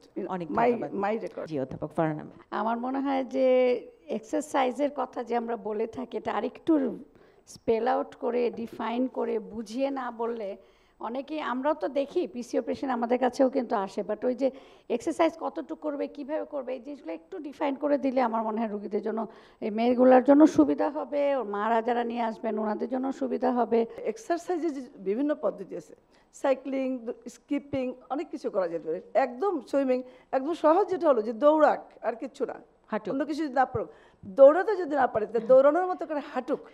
সে এমনভাবে হাঁটতে হবে যেন ঘেমে যায়, এটা বুঝতে হবে যে আমি যদি খুব আরাম করে বেড়াবার মতো করে হাঁটি তাহলে হবে না, এমনভাবে হাঁটতে হবে যেন সে ঘেমে যায়। অবশ্যই এইটা তাকে বুঝতে হবে যে ঘেমে যাচ্ছে, কাজেই দৌড়ানো বা জোরে জোরে হাঁটা এটাই যথেষ্ট। যদি প্রতিদিন সে সকাল বিকাল 45 মিনিটস করে করতে পারে তাহলেই অনেক নিয়ন্ত্রণে চলে আসবে। তো এক্সারসাইজ করতে আসলে এটাতে আসলে একটা একটা সায়েন্স, কারণ আমাদের মূল উদ্দেশ্য হচ্ছে ইনসুলিন রেজিস্ট্যান্স কমানো। তো ইনসুলিন রেজিস্ট্যান্স তখনই কমবে যখন আমার মেটাবলিজমটা, এক্সারসাইজের মাধ্যমে যদি আমার মেটাবলিজমটা বাড়বে, তা মেটাবলিজমটা তখনই বাড়বে যদি আমার পালস রেটটা বাড়ে। তো রোগীদেরকে যখন আমি বলি যে দেখেন আপনি যখন সিঁড়ি দিয়ে উঠানামা করেন তখন যদি আপনার বুক ধরফর করে কিনা, বলে হ্যাঁ করে, বলে দ্যাট ইজ দ্য এক্সারসাইজ। তাহলে আপনাকে এমনভাবে এক্সারসাইজ করতে হবে যাতে আপনার বুক ধরফর করে, পালপিটেশন হয়। এবং পার্কে যাওয়ার আগে যেটা করতে হবে যে আমরা যেটা করি যে গিয়ে একবারে এমনভাবে হাঁটা শুরু করি যে পরদিন গা হাত পা এমন ব্যথা করে যে আর 7 দিন আর যায় না। শুধু আমাদের যেটা নিয়ম হচ্ছে আমরা যাব 5 মিনিট ওয়ার্ম এক্সারসাইজ করব, 5 মিনিট স্ট্রেস এক্সারসাইজ করব, তারপরে যেটা বলে 30 মিনিট অ্যাক্টিভিটি পিরিয়ড। এখানে এমনভাবে হাঁটতে হবে যাতে আমার পালসটা বাড়ে, এরপরে 5 মিনিট আমার কুল ডাউন, টোটাল 45 সেশন। এবং এটা কমপক্ষে সপ্তাহে 5 দিন করতে হবে এবং পরপর 2 দিন আমি বাদ দিব না। কিছু পেশেন্ট আছে যে যারা আসলে এক্সারসাইজ করতে পারে না, তো এখনকার রিকমেন্ডেশন আছে তাদের 10,000 স্টেপস। দেখা যাচ্ছে তারা যদি ঘরের ভিতরে যদি 10,000 স্টেপস দেয়, মানে ছাদে, এটা এমন না যে খুব জোরে হাঁটতে হবে, তাহলে 10,000 স্টেপে দেখা যাচ্ছে তাদের 400 থেকে 500 কিলো ক্যালোরি খরচ হয়, সেটাও কিন্তু একটা বেনিফিটেড হবে। অনেক গুরুত্বপূর্ণ তথ্য পেলাম আপনার কাছে, ধন্যবাদ অধ্যাপক ফিরোজ আমিন। এর সাথে একটু যুক্ত করতে বলবো আয়েশা সিদ্দিকা আপনাকে। আমরা যেহেতু ডায়েটের কথা শুনছি, কিন্তু খুব স্পেসিফিকলি যেটি অধ্যাপক ফারহানা দেওয়ান বললো যে আমরা যদি রোগীদেরকে একটু সহজ ভাষায় ডিফাইন করে দিতে পারি যে আসলে কী ধরনের কার জন্য প্রয়োজন। কারণ একটি কথা অনেকে বলে যে আমার খালা এভাবে খাচ্ছে, আমার ভাবি এভাবে খাচ্ছে। এখন খালা ভাবির ডায়েট তো আমার জন্য সুইটেবল নাও হতে পারে, ইট মে বি আর ইট শুড বি ইন্ডিভিজুয়ালাইজড। সেই জায়গাটি যদি একটু তুলে ধরেন আয়েশা সিদ্দিকা। স্পেসিফিক একটা ডায়েট প্ল্যান কিন্তু একজন পিসিওস পেশেন্টের আসলে লাগে। আমরা সাধারণত জানি যে লো জিআই ডায়েট প্ল্যান বলি এবং লো কার্বস তাদেরকে দিতে বলি। আর যদি সে কার্বোহাইড্রেট নেয় সেটা হোল হতে হবে আর কি, অর্থাৎ কমপ্লেক্স কার্বোহাইড্রেট দিয়ে তার প্ল্যানটা ডিজাইন করতে হবে। এবং সবাই মনে করে যে শুধুমাত্র হয়তো কার্বোহাইড্রেট, প্রোটিন, ফ্যাট নিলেই হবে, বাট এটা স্পেসিফিক হতে হবে তার বয়স, ওজন, উচ্চতা অনুযায়ী পার কেজি বডি ওয়েটে তাকে ক্যালোরিটা দিতে হবে। ওজন যখন আমি রিডাকশন করতে যাব, প্রথমেই আমাকে ফিক্সড করতে হবে আমি কত ক্যালোরি পাবো, আমার অ্যাক্টিভিটিস কী, আমার এইজ কত, হ্যাঁ, টোটাল আওয়ারলি। আমি আসলে স্যার একটু আগে বলেছেন যে স্টেপসের কথা, নিউলি আমি যেটা জেনেছি স্যার এটা 7,000 স্টেপস ম্যান্ডেটরি করেছে। সো 7,000 স্টেপস যদি কেউ করতে চায়, কেউ যদি একটানা স্যার যেটা বলেছে 45 মিনিটস, একটা অ্যাকচুয়ালি আমি ওইভাবে কিন্তু বলি যে 45 মিনিটস করার জন্য, বাট কেউ যদি এইভাবেও করতে না চায় সে কিন্তু after breakfast 15 minutes, after lunch 15 minutes and after dinner start করতে পারে। দেন গ্র্যাজুয়ালি উই ক্যান ইনক্রিজ। এবং এখানে ডিপেন্ড করবে সে কতক্ষণ এক্সারসাইজ করবে, এটা তার কত কেজি ওজন বেশি, পার মান্থে কত কেজি টার্গেট সে নেবে। আমি সাধারণত সেভাবেই প্ল্যান করি। লাইক একজন 1500 কিলো ক্যালোরি পাবে, সো এখন তাকে আমি 1500 কিলো ক্যালোরি দিব না, 300 থেকে 350 বা 500 মাইনাস করে তার ক্যালোরি চার্ট আমি স্টার্ট করব। এখানে সে আমাকে কতটা কোঅপারেট করবে, অর্থাৎ ম্যাক্সিমামই হাঁটতে চায় না। এবং এই হাঁটতে না চাওয়ার বিষয়টা হলো আসলে পারিবারিক সচেতনতা নাই। আমরা বারবার বলছি যে অ্যাডোলেসেন্ট পিরিয়ড থেকে এক্সারসাইজ করার জন্য, বাট আমি এক্ষেত্রে বলবো একটা বাচ্চা জন্ম নেওয়ার পর থেকে আমরা যেটা ফিল করি যে বাচ্চাকে বেশিরভাগ বিছানায় রাখা উচিত। আমরা যেমন কোলে কোলে মেয়েদের মধ্যে রাখা, তাদের মধ্যে একটা প্রবণতা হয়, তারা কিন্তু মানে ওভাবে চলাফেরা করতে চায় না। ইভেন এখন বাচ্চা কাচ্চা খুব কম হয়, প্যারেন্টসের ফার্স্ট প্রায়োরিটি থাকে বাচ্চাকে খাওয়ানো, মেন্টাল হেলথ ডেভেলপমেন্ট প্যারেন্টসের মধ্যে থাকে না। যেমন যখন 6 মাসের একটা বাচ্চাকে নিয়ে আসে তখনই তাদের চিন্তা থাকে তাদেরকে এক্সট্রা মিল্ক কেন দিচ্ছে না, ফর্মুলা ফিড যেটা বলা হয়েছে যে ব্রেস্ট মিল্ক বেস্ট আর কি তাদের জন্য। বাট মায়েরা কিন্তু নিচ থেকে আসে ওজন বাড়ানোর জন্য ফর্মুলা দুধটা। এক্সট্রা ফিডিং যখন শুরু করি 6 মান্থস থেকে আমরা বলি যে একবেলা করে স্টার্ট করেন, আস্তে 2 বেলা 3 বেলা, এভাবে 7 মাস 8 মাস করে করে দেওয়া হয়। বাট প্যারেন্টসের যে রিকোয়ারমেন্টস মানে 1 বছরের মধ্যে সব কিছু খাওয়াবে, এই যে একটা প্রবণতা, এবং তাদের এই লাভটা হলো টক্সিক লাভ বলি আমি, যে সবসময় তারা খাওয়াতে পারলে বেস্ট মনে করে সন্তানকে, কিন্তু এবং সন্তান কিন্তু তার কমান্ড শুনছে না। সো আমাদের গুড প্যারেন্টিং হয় না। আমাদের এই সচেতনতার জন্য প্যারেন্টিং কিন্তু খুব ইম্পর্টেন্ট। ফ্রম দ্য বিগিনিং যদি এই বাচ্চার ওজন এখান থেকে কন্ট্রোল করা হয়, জন্মের ওজন কত, জন্মের 6 মাসে ডাবল থাকবে, 1 বছরে 3 ডাবল থাকবে, এই রেশিওতে আগেলে কিন্তু ওজন কন্ট্রোল থাকে। আমি এটার এক্সপিরিয়েন্স আমার বাচ্চাকে দিয়ে, আমি আমার একটাই সন্তান, কিন্তু আমি কখনো তাকে ওভারওয়েট করতে দিই না, আলহামদুলিল্লাহ শি ইজ ফাইন। সেজন্য আমি যখন কাউন্সেলিং করি বারবার এটাই বলি যে বাচ্চাকে আদর করে ভালোবেসে ওজন বাড়ালেন, এখন আবার তাকিয়ে নিয়ে ডক্টরের কাছে দৌড়াচ্ছেন। ইভেন সে সবচেয়ে বেশি বুলিং হয় কিন্তু ফ্যামিলি থেকে, বাবা বলছে ওজন বেড়ে যাচ্ছে, মা এখন খেও না, অনেক বকাঝকা, এই যে তাদের রিলেশনটা গ্যাপ হয়ে যায়, হ্যাঁ, যেটা অ্যাডোলেসেন্ট পিরিয়ডে তখন তাদের ডিপ্রেশনের একটা কারণ হয়। যখন ইন্ডিভিজুয়াল আমরা ইন্টারাকশন করি তখন এই প্রবলেমগুলো কিন্তু পাই, যেটা ম্যাকলাপা জানে, এবং আমার আর ওনার পেশেন্ট কিন্তু এক্সচেঞ্জ হয়, কাজে আমি ওই বিষয়গুলো দেখি। সো খাবারের বিষয়ে আমি মোস্ট অফ দ্য টাইমে পেশেন্টের প্রেফারেন্সটা নিই, আমি কখনো ফিক্সড করে দিই না, কারণ অ্যাডোলেসেন্ট পিরিয়ডে যদি এটা হয়, আমি যখন তাকে স্ট্রিক্ট ম্যানেজমেন্ট দেবো সে করবে না, তাকে কনভিন্স করা আমার কাজ। অর্থাৎ আমি অ্যাজ এ ডায়েটিশিয়ান আমি মনে করি যে আমি তার সাথে কথা বলে তার পাকস্থলিতে ওই খাবারটা, যে খাবারটা সে জীবনেও খায়নি কিন্তু তার রোগের জন্য উপকার, এটা যদি তার পাকস্থলী পর্যন্ত নিতে পারি তাহলেই আসলে আমি সাকসেস। সেজন্য আমি প্ল্যানটা ওভাবে করি যে তার পছন্দটা নেই, সেই পছন্দের মধ্যে এখন প্রসেস খাবার থাকে, চিনি জাতীয় খাবার থাকে, সর্বপ্রথম চিনিটাকে আমি স্টপ করতে বলি, কারণ জেসমিন মজুর আপা আছেন, আমি একটা করে দেখেছি, মানে মোটামুটি রিসার্চের মতো পেশেন্টের উপরে স্কিনের প্রবলেম নিয়ে যারা আসে সেখানে তো আপনার ডায়েট রিলেটেড, চিনি অফ করার সাথে সাথে আপনার স্কিন ভালো, যখন আপনি সিম্পল সুগার অফ করার সাথে সাথে স্কিনের অনেক ডেভেলপমেন্ট পাওয়া যায়। সো পিসিওস তো এগুলোতে হ্যাম্পার করে। তারপর আমি চাষের যে খাবারগুলো এগুলোকে অফ করতে পারি, direct dairy product totally off করে দেই, অর্থাৎ যখন পিসিওসে সে ভুগছে ডেইরি প্রোডাক্ট কিন্তু তাকে আমি দিচ্ছি না, এই জায়গাটা তাকে স্টপ করে দেওয়া হয়। যেমন আমি অনেক সময় আছে ব্রেকফাস্টে হয়তো তাকে 2টো ডিম অ্যালাউ করি, সালাদ দেই, টক দই দেই, একটা মিল এখানে। আবার যদি সে এক্সচেঞ্জ চায় প্যানকেক খেতে বলি, ডিম দিয়ে চালের গুঁড়া দিয়ে প্যানকেক তৈরি করে খেলো, এটা কিন্তু আমি স্পেসিফিক মাপ দিয়ে দিই, 30 গ্রাম হবে না 50 গ্রামের একটা প্যানকেক হবে। যেমন আমরা বলি যে একবেলা ভাত খাও, দুবেলা রুটি খাও, বাট এটাও স্পেসিফিক হতে হবে সেই রুটির ওজন কত হবে। 30 গ্রাম ওজনের রুটির একরকম ক্যালোরি, 100 গ্রাম ভাতের একরকম ক্যালোরি। এই যে ক্যালোরি ভাত খেলেই কিন্তু হবে না, সবাই এসে বলে আমি এতটুকু খাই, বাট সে এতটুকুর মাপ স্পেসিফিক হতে হবে, কারণ প্রতি গ্রামে ক্যালোরি, 1 গ্রাম কার্বোহাইড্রেট ভেঙে 4 কিলো ক্যালোরি, 1 গ্রাম ফ্যাট ভেঙে 9 কিলো ক্যালোরি, 1 গ্রাম প্রোটিন ভেঙে 4 কিলো ক্যালোরি তৈরি হচ্ছে। তাহলে এটা যদি রোগীকে আমি না বুঝাতে পারি তাহলে কন্ট্রোল করা যাবে না, যার কারণে ডায়েট প্ল্যান স্পেসিফিক হতে হবে প্রত্যেকটা পেশেন্টের। অনেক ধন্যবাদ আয়শা সিদ্দিকা, খুব স্পেসিফিকলি আপনি তুলে ধরেছেন। উল্টাটাও আমরা বেশি পাই, অ্যাডোলেসেন্ট মেয়েরা দেখা যায় যে না খেয়ে খেয়ে অ্যানোরেক্সিয়া নার্ভাসা হয়ে যাচ্ছে, মানে এত শুকিয়ে যাচ্ছে তাদের খাওয়ার রুচিও থাকে না, খেতেও পারে না। তো এইসব ব্যাপারে কিভাবে আপনি তাদের কাউন্সিল করবেন? আপা ম্যাক্সিমাম ক্ষেত্রে কিন্তু আমি এখানে প্যারেন্টসকেই বলি, যেমন আমি যদি অ্যালাউ না করি আমার বাচ্চা কিভাবে স্কুলে না খেয়ে যাবে, আমি তো এটা অ্যালাউই করবো না। তো প্যারেন্টস তো কমান্ডিং হতে হবে, প্যারেন্টস তাকে কেন কমান্ড দিতে পারছে না, এটা হলো আমার প্রশ্ন। এটা আমি প্রতিদিনই বলি যে আপনার বাচ্চা যদি আপনার কথা না শুনে আমার কথা শুনবে, আমার কাছে আজকে একদিন চেম্বারে আসছে, আমি কাউন্সেলিং করলাম, 15 দিন সে শুনলো, আবার কিন্তু ওরকম হয়ে যায়। প্যারেন্টকে খুব মোটিভেটেড কথাবার্তা বলতে হবে যে একটা অ্যাডোলেসেন্ট মেয়ে, তার একটা সৌন্দর্যের বিষয় আছে, আমি যেভাবে রূপচর্চা করি বাচ্চাকেও সেভাবে শিখাই যে তুমি না এইভাবে করবা, তুমি এভাবে হাঁটবা। যেমন করোনার একটা সময় আমি কি করেছি, মানে সবাই যেমন অনেক প্রসেস খাবার যে কোনো কিছু বাচ্চারা তো আসলে চাইবে, এবং এই যে স্কুলের কথা আমরা বলি, স্কুল তো টিফিন একটা প্রতিযোগিতা, কত বেশি ভালো ফাস্টফুড আনা যাবে, ফাস্টফুড তো আর ভালো হতে পারে না। সো স্কুলে টিফিনের বিষয়ে সচেতনতা তৈরি করতে হবে। প্যারেন্টসকে আমি সিম্পলি বলি যে ব্রেকফাস্টে কিছুই না, যেমন কেউ যদি মনে করে যে শুধু একটা ডিম খেয়ে যাক, শুধু একটা কলা খেয়ে যাক, বুঝতে মানে পেরেছি, জাস্ট মিনিমাম ব্রেকফাস্ট সে করে যেতে হবে। অনেক ধন্যবাদ। আমি একটু অ্যাড করতে চাচ্ছি যে আমাদের কথাবার্তা কিন্তু একটা উচ্চ মধ্যবিত্ত শ্রেণী নিয়ে কথাবার্তা হচ্ছে, আমাদের কিন্তু সার্বিক চিন্তা করতে হবে আমাদের আর্থসামাজিক অবস্থার উপরে। যেই বাবাটা তার মেয়েকে, তার পরিবারকে প্রতিদিন 3 বেলা খাবার দিতে পারছে না বা খুব কম খাবার দিচ্ছে, সেই ক্ষেত্রে যদি আমরা উচ্চাকাঙ্ক্ষা দেই যে হ্যাঁ 2টো ডিম খাওয়াতে হবে, বেসিক প্রোটিনই যে খেতে পারছে না, তো সেই ক্ষেত্রে আমাদের কথাবার্তাগুলো ওদের ক্ষেত্রেও চিন্তা করতে হবে। কারণ হচ্ছে সেই পেরেন্টসরা তখন বা সেই পরিবার বা সেই বাবা মা নিজেকে ছোট মনে করবে, বা সেই মেয়েটা মনে করবে যে আমি ওই পরিমাণ খেতে পারছি না বলে আমি মোটা হয়ে যাচ্ছি, বা ওই ভালো ভালো খাবারগুলো খেলে হয়তো আমার ওজন কমতো। তো আসলে এটা একটা পরিবার এবং সমাজ এবং আমাদের দেশ নিয়ে চিন্তা করতে হবে। আমাদের কথাবার্তাগুলো গাইডলাইন বা অন্য দেশের সাথে সামঞ্জস্যপূর্ণ নয়, আমরা আমাদের অবস্থান থেকে বলতে হবে। আমরা বলছি ফিজিক্যাল এক্সারসাইজ করতে হবে। ঢাকা শহরে কয়টা স্কুলে মাঠ আছে, গ্রামে মাঠ আছে কিন্তু মেয়েরা যেতে পারছে না বাইরে, বুলিড হচ্ছে, হ্যাঁ, তারা প্রতিনিয়ত একা স্কুলে হেঁটে যেতে পারে না, ক্লাস 5-6-এর পরে কয়টা মেয়ে ড্রপ আউট হচ্ছে প্রাইমারি লেভেলের পরে, এই জিনিসগুলো আমাদের মাথায় আনতে হবে। এবং আমাদের যখন সচেতনতা তৈরি করতে হবে, পরিবারকে ইনভলভ করতে হবে। আমার মনে হয় প্রত্যেকটা মেয়েকে যখন পিসিও বা প্রত্যেকটা হাজব্যান্ড ওয়াইফকে দেখা হবে, তার স্বামীকে ডাকতে হবে, তার ভাইকে ডাকতে হবে।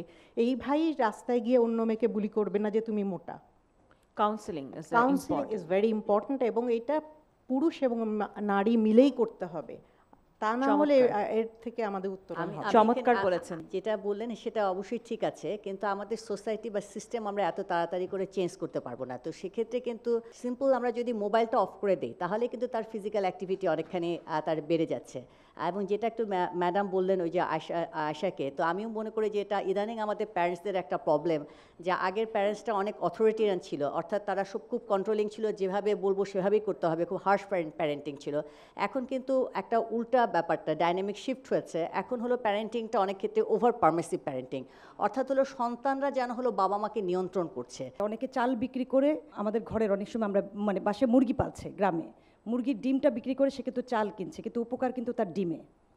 তাহলে একদম সস্তা প্রোটিনে এখন ডিম ছাড়া কিছু নেই। আমি যে 2টো ডিম খেতে বলেছি বা আমরা যে সাজেস্ট করি, ধরেন সে তো বিফ কিনতে পারবে না, মাছ কেনার অ্যাবিলিটি নেই, মিনিমাম ডিম তো তাকে আসলে কিনতে হবে। সো চালের থেকে আমি কিন্তু এটাকে প্রায়োরিটি দিই, ডালের কথা বলে থাকি, হ্যাঁ।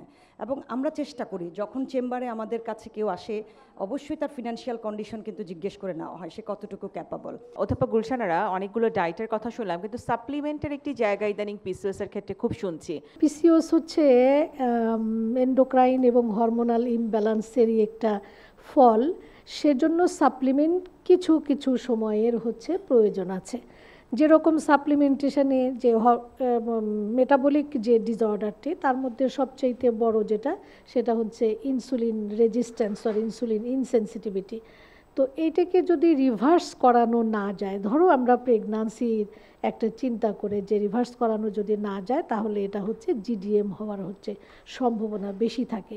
আবার মেয়েটার যদি ওভারওয়েট নিয়ে সে যদি কনসিভ করে, তাহলেও হচ্ছে ডায়াবেটিস, তারপরে হাইপারটেনশন, এগুলো হওয়ার সম্ভাবনা থাকে। আবার এই যে ইনফার্টিলিটিতে মেটাবলিক ডিসঅর্ডার যেটা, সেটাকে রিভার্স করার একটা মানে টার্গেট থাকে। এইগুলোকে করতে গেলে দেখা যায় যে কিছু হচ্ছে সাপ্লিমেন্টেশনের প্রয়োজন হয়। তবে হ্যাঁ, আমাদের দেশে সাপ্লিমেন্টেশন কিন্তু সবসময়ই একটা অ্যাবিউজমেন্টের সম্মুখীন হয়, মিসইউজ হয় এগুলো। যেরকম এখন দেখা যাচ্ছে যে মায়োইনোসিটল একদম হরদম ইউজ করছে, এবং পিসিওস আলট্রাসোনোগ্রাফিতে পিসিওস বলে দিচ্ছে, যে সময়ে পিসিওস বলার কথা না সে সময়ে সোনোগ্রাফিক্যালিও কিন্তু বলে দিলে তখন সে মেয়েও চিন্তা করে যে তার পিসিওস আছে, ক্লিনিশিয়ান চিন্তা করছে তার পিসিওস আছে, তাকে একটা সাপ্লিমেন্ট দিচ্ছে, যেরকম দেখুন কি একটা ডেল সিস্ট একটা, এটা খুব ইউজ হয়। ওই যে সিস্ট, ওভারিতে সিস্ট আছে, ওই সিস্টগুলোকে রিমুভ করো, ডেল থেকে ডিলিট বলে দেয়, এটা ডিলিট হয়। এবং এরকম এইগুলো কিন্তু আসলে ঠিক না। তবে হ্যাঁ, এটা প্রয়োজনও আছে যে সাপ্লিমেন্টেশন না দিলে একেবারে কাজ হবে না। ঠিক সাপ্লিমেন্টেশন দিতে হবে কি হবে না, হলে কি একটি দেব না দুটি দেব, কতদিন দেব, কোনটা আমি রিভার্স করতে চাই, কোনটা আমি অ্যাড্রেস করতে চাই, সেইটার যে সাপ্লিমেন্টেশন আছে সেইগুলোকে, যেরকম ফলিক অ্যাসিড আছে, ফলেট আছে, আয়রন ভিটামিন আছে, জিঙ্ক আছে, ভিটামিন ডি আছে, ডি পিসিওসে বেশি থাকে, ভিটামিন ডি ডেফিসিয়েন্সিটা, সেটা যদি সাপ্লিমেন্ট না করা হয়, প্রেগন্যান্সি রিলেটেড যে বোন লস হয় সেটাকে আমরা অ্যাড্রেস করতে পারি না, অতএব ওইটাতে দিতে হবে। আবার হচ্ছে বাচ্চার গ্রোথের জন্য যেটা, সেটাও হতে দিতে হবে। ইনসুলিন রেজিস্ট্যান্স যার বেশি, তাকে আমরা মায়োনিসিটল এটা দিতে পারি, এরকম স্পেসিফিক করে। হামেশা এটা বুঝতে পেরেছি আমরা। অনেক ধন্যবাদ ম্যাডাম। অধ্যাপক ফিরোজ আমিন, একটা লাইনে যদি যুক্ত করেন, কেন মুরগির মতো মেটফর্মিন ইউজ হয়? নাম্বার 1 ওষুধ প্রেসক্রিপশনে দেখি। আসলে মেটফর্মিন ইজ মানে একটা খুব ইম্পর্টেন্ট একটা ড্রাগ, কারণ আমরা জানি যে ইনসুলিন রেজিস্ট্যান্স হওয়ার পিছনে মূল মানে পিসিওএস একটা মূল কারণ হচ্ছে ইনসুলিন রেজিস্ট্যান্স কমানোর জন্য আমরা ডায়েট দিলাম, আমরা এক্সারসাইজ দিলাম, তো দেখা গিয়েছে যে সমস্ত পেশেন্ট সাথে মেটফর্মিন দেওয়া থাকে তাদের ইনসুলিন রেজিস্ট্যান্সটা আরও কমার একটা চান্স বেশি থাকে। প্লাস দেখা গিয়েছে যে ইনফার্টিলিটির ক্ষেত্রে মেটফর্মিন কাজ করে এবং মেটফর্মিন একই সাথে কার্ডিওভাস্কুলার ডিজিজ প্রিভেনশন করে। অধ্যাপক ফেরদৌসী বেগম আপনি অ্যাড করতে চাচ্ছেন? ইনসুলিন রেজিস্ট্যান্স যেটা আমরা বলি, পলিসিস্টিক ওভারি সিনড্রোমের যে হরমোনাল মিলিউ যেটা হয় সেখানে ইনসুলিন রেজিস্ট্যান্স থাকে এবং উই নো যে metformin is a medicine which can basically cut off that, তাই না? এই জায়গাটা ইন্টারফেয়ার করতে পারে এবং এটার মাল্টিপল তখন এফেক্ট দেখা যায়।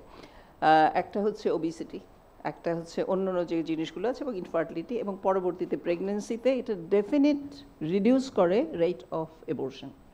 কারণ আমরা জানি নর্মাল একটা প্রেগনেন্সিতে অ্যারাউন্ড 15 to 20% চান্স থাকে, কিন্তু একটা পিসিও পেশেন্টের 50 to 70% চান্স থাকে ফর স্পন্টেনিয়াস এবর্শন। সেটা কিন্তু টোটালি কাট অফ করতে পারে, এটা মানে এভিডেন্স বেসড, নাম্বার 1। নাম্বার 2 হচ্ছে কতগুলো প্রশ্ন আছে, অ্যাডোলেসেন্টদের দিব কিনা, কতদিন দিব, লিন পেশেন্টকে দিব কিনা। এখন এগুলো প্রত্যেকটাই দেখা গেছে there is some benefit because the basic is insulin resistance. এবং বলা হয় পিসিওতে যে আমাদের ধরে নিতে হবে একটা পিসিওর পেশেন্ট মানে তার ইনসুলিন রেজিস্ট্যান্স আছে, যদিও আমরা হরমোনাল টেস্ট করে এটা প্রমাণ করি না। আর আরেকটা জিনিস হচ্ছে আমাদেরকে ওর টলারেবিলিটি দেখে নিতে হবে। অনেক পেশেন্ট খেতে পারে না এবং সেইখানে লিভার ফাংশন অ্যান্ড কিডনি ফাংশনটা দেখা অত্যন্ত জরুরি এবং এটা ইন্ডিভিজুয়ালাইজ করতে হবে। একবার শুরু করলাম কি সারা জীবন সে মেটফর্মিন খাবে, ফলো আপে থাকা, হ্যাঁ, তো সুতরাং ফলো আপে থাকা, মাঝে মধ্যে অফ করা, এটা একটা বিষয় আছে। But we do recommend metformin, কিন্তু হিসাব করে।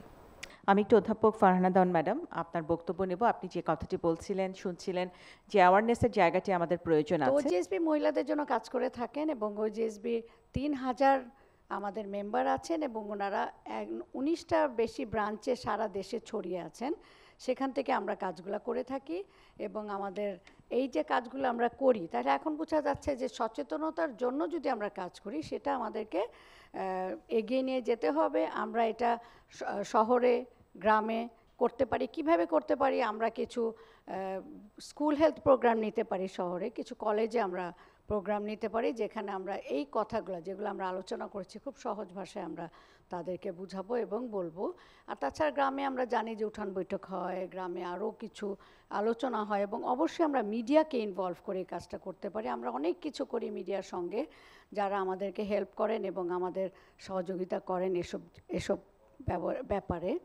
আর আমি এখানে বলতে চাই যে আমাদের যে আমরা কাজটা কিভাবে করব, আমরা আইসি ম্যাটেরিয়াল তৈরি করব, যে কিছু কিছু লিফলেট, কিছু কিছু ছোট ছোট, যেটা আমি ডক্টর রাশিদাকে বলছিলাম যে উনি বলেছেন, শুধু ডক্টর রাশিদা না, সবাই এখানে আলোচনা করেছেন যে আমরা ডায়েট সম্বন্ধে বলবো, আমাদের ডায়াবেটিসের যে বিশেষজ্ঞ উনিও বারবার বলছেন যে আমরা ডায়েট সম্বন্ধে বলবো, আমরা তাদেরকে এক্সারসাইজ সম্বন্ধে বলবো। এগুলো স্পেল আউট করে ছোট ছোট করে যদি একদম আমরা ছড়িয়ে দিতে পারি, আমি মনে করি এটা আমরা ওজিএসবি থেকে করতে পারি। তাছাড়া আমরা কিন্তু আমাদের ডক্টরদের জন্য গাইডলাইন দিতে পারি। আমাদের ডক্টররা, আমি সবসময় বলে থাকি যে স্টেপ বাই স্টেপ যদি ওষুধগুলো আমরা বলে থাকি, ডক্টর শারমিন যে একটু পরপর ওষুধের সম্বন্ধে অনেক প্রশ্ন জিজ্ঞেস করছেন ফিরোজ ভাইকে, সেগুলোও কিন্তু আমরা ছোট ছোট করে লিখে দিতে পারি, আপনি এটা পরে এটা বলবেন। এবং গাইডলাইন আসলে হয় গভর্নমেন্ট লেভেল থেকে, যেটা গভর্নমেন্ট থেকে আমরা করি। আমরা বিভিন্ন পর্যায়ে গভর্নমেন্টে কিন্তু কিছু প্ল্যান থাকে, যে আমরা HNPSP বলা হয়, health and population sector program, যেখানে গভর্নমেন্ট কিন্তু প্ল্যান করেন যে আমরা নেক্সট এটা করব, এই 5 বছরকে আবার ছোট করে 2 বছরের প্ল্যান করব, কারণ SDGর দিকে আমরা আগাচ্ছি। সেখানে কিন্তু NCT-গুলো উঠে এসেছে অনেক সমস্যা হিসেবে, যে নন কমিউনিকেবল ডিজিজ, তার মধ্যে PCOকে আমরা এরকম একটা অসুখ ধরতে পারি, কন্ডিশন ধরতে পারি যেখানে আমরা এটাকে করব। তো আমার মনে হয় যে এখানে OGSB একটা বিরাট ভূমিকা আছে। আর PCOS হচ্ছে আমাদের কিন্তু আসলে 10টিরও বেশি আমাদের সহযোগী আমরা সোসাইটি বলতে চাই। ওনাদের কাজ হচ্ছে যখন একটা কন্ডিশনকে দেখা হয় খুব গুরুত্বপূর্ণ, তখন সেটা নিয়ে একটা সোসাইটি করে। এরকম আমাদের কিন্তু আরও অনেক সোসাইটি আছে, পিডিয়াট্রিক অ্যাডোলেসেন্স সোসাইটি আছে, এন্ডোমেট্রিওসিস সোসাইটি আছে, এরকম অনেক সোসাইটি আছে। তা আমার মনে হয় যে ওজিএসবি একটি বিরাট ভূমিকা আছে। এখানে যারা আছেন সবাই ওজিএসবির মেম্বার, আপনারা সবাই যদি এগিয়ে আসেন তাহলে কাজটা আরও বেশি সহজ হবে। ম্যাডাম তো বলছে যে একটা আমাদের দেশে টাবু আছে যে ওসিপি যদি অনেক দিন খায় তাহলে কি বাচ্চা হবে কি হবে না, মাসিক বন্ধ হয়ে যায়। সেটার উত্তর এক লাইনে এটি হবে যে আগেকার যে পিলগুলো ছিল জন্ম নিয়ন্ত্রণের বড়িগুলো, সেগুলো মাত্রা অনেক বেশি ছিল, সেটা হাইপারপ্রোলেক্টেমি অনেক দিন মানে মাসিক বন্ধ থাকতো, এইটা একটা ব্যাপার। এখন যে পিলগুলো এসেছে মার্কেটে, this are very low dose, তাতে হাইপারপ্রোলেক্টেমি হয় না বা মাসিক বন্ধ হয়ে থাকে না। রাশিদা ম্যাডাম একটা লাইন আমাকে একটা জিনিস একটু বলবেন, ফার্টিলিটি প্রিজার্ভিং এর জায়গাটি, যে যিনি বন্ধাত্বের তার ফার্টিলিটি রক্ষা করতে হবে এমন কোনো বিষয় রয়েছে কিনা? আমি একটু ওইটা বলি যে ওসিপি আমি সাধারণত যদি আনম্যারিড মেয়েদেরকে দেই, মাকে বলে দেই যে খুলে একটা ভিটামিনের কৌটা রেখে দিতে। তো আমি ইনসেপ্টটাকে বলবো যে সেম কনস্টিটিউয়েন্ট দিয়ে ওসিপির নাম না দিয়ে অন্য কোনো একটা নাম দিয়ে করা যায় কিনা, একটা হিডেন নাম যে আমরা এটার জন্য ইউজ করব, এটা হতে পারে। আর ওসিপি দীর্ঘদিন খেলে ফার্টিলিটি লস্ট হয় না, 1 নম্বর। আর শারমিনের কথার যে জবাব, ফার্টিলিটি প্রিজার্ভেশন আমরা করি ক্যান্সার ট্রিটমেন্টের যদি কেমোথেরাপি দেওয়ার আগে, যেহেতু ওটা ওভারিয়ান ফেলিওর করে। আর ডিজিজ হিসেবে এখন এন্ডোমেট্রিওসিসের জন্য ফার্টিলিটি প্রিজার্ভেশন করা রিকমেন্ডেড। কিন্তু ওসিপি পিসিওর পেশেন্টের তারা হলো এগের খনি, হ্যাঁ, তাদের কোনো কারণে প্রিজার্ভেশন দরকার নাই। তবে যদি তার ম্যালিগনেন্সি হয়ে থাকে বা কিছু, সেক্ষেত্রে তার দরকার আছে। আর আরেকটা হলো যে এখন ইদানিং একটা বলে যে ওয়েজ রিসেকশন আবার আসছে, যে ওয়েজ রিসেকশন করে তুমি যদি একবারে সার্জারি করে তাকে কারেক্ট করে দিতে পারো, তাহলে সেই টিস্যুটাকে তুমি প্রিজার্ভ করে রাখো ফিউচারের জন্য। যদি ওয়েজ রিসেকশনের জন্য যদি তার সিগনিফিকেন্টলি কমে যায় পরবর্তীতে, তাহলে ওইটা সাপোর্ট দেবে। Still it is under the way, এখনো এস্টাবলিশড। ফারহানা ম্যাডাম, আমাকে যদি একটা লাইন একটু অ্যাড করেন যে নন কমিউনিকেবল ডিজিজ গভর্নমেন্টের একটি অ্যাকশন প্ল্যান রয়েছে এবং 2030 পর্যন্ত এই টার্গেটটি করা আছে।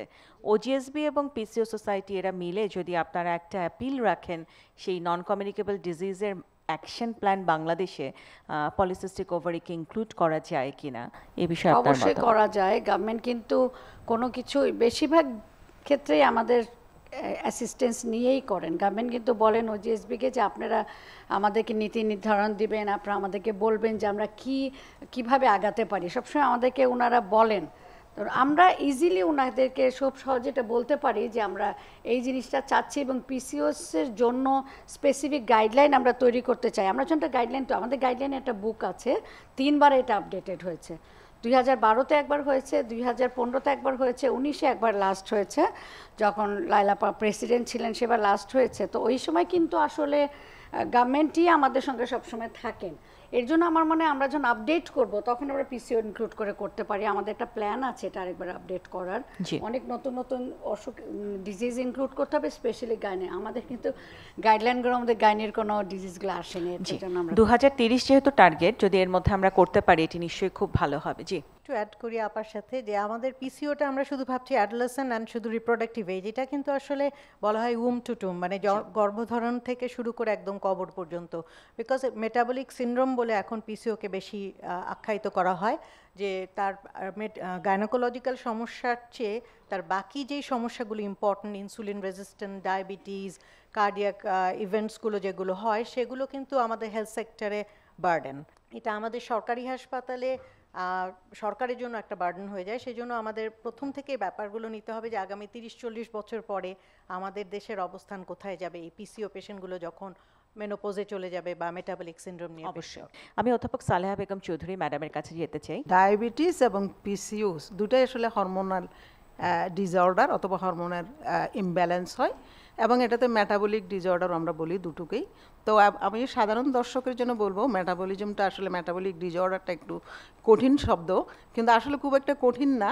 এটা হলো আমরা দৈনন্দিন যে খাবারগুলো খাই, কার্বোহাইড্রেট, প্রোটিন এবং ফ্যাট, সেগুলো বিভিন্ন রাসায়নিক ক্রিয়ার মাধ্যমে এটা শরীরে উপযোগী উপাদানে পরিণত হয়।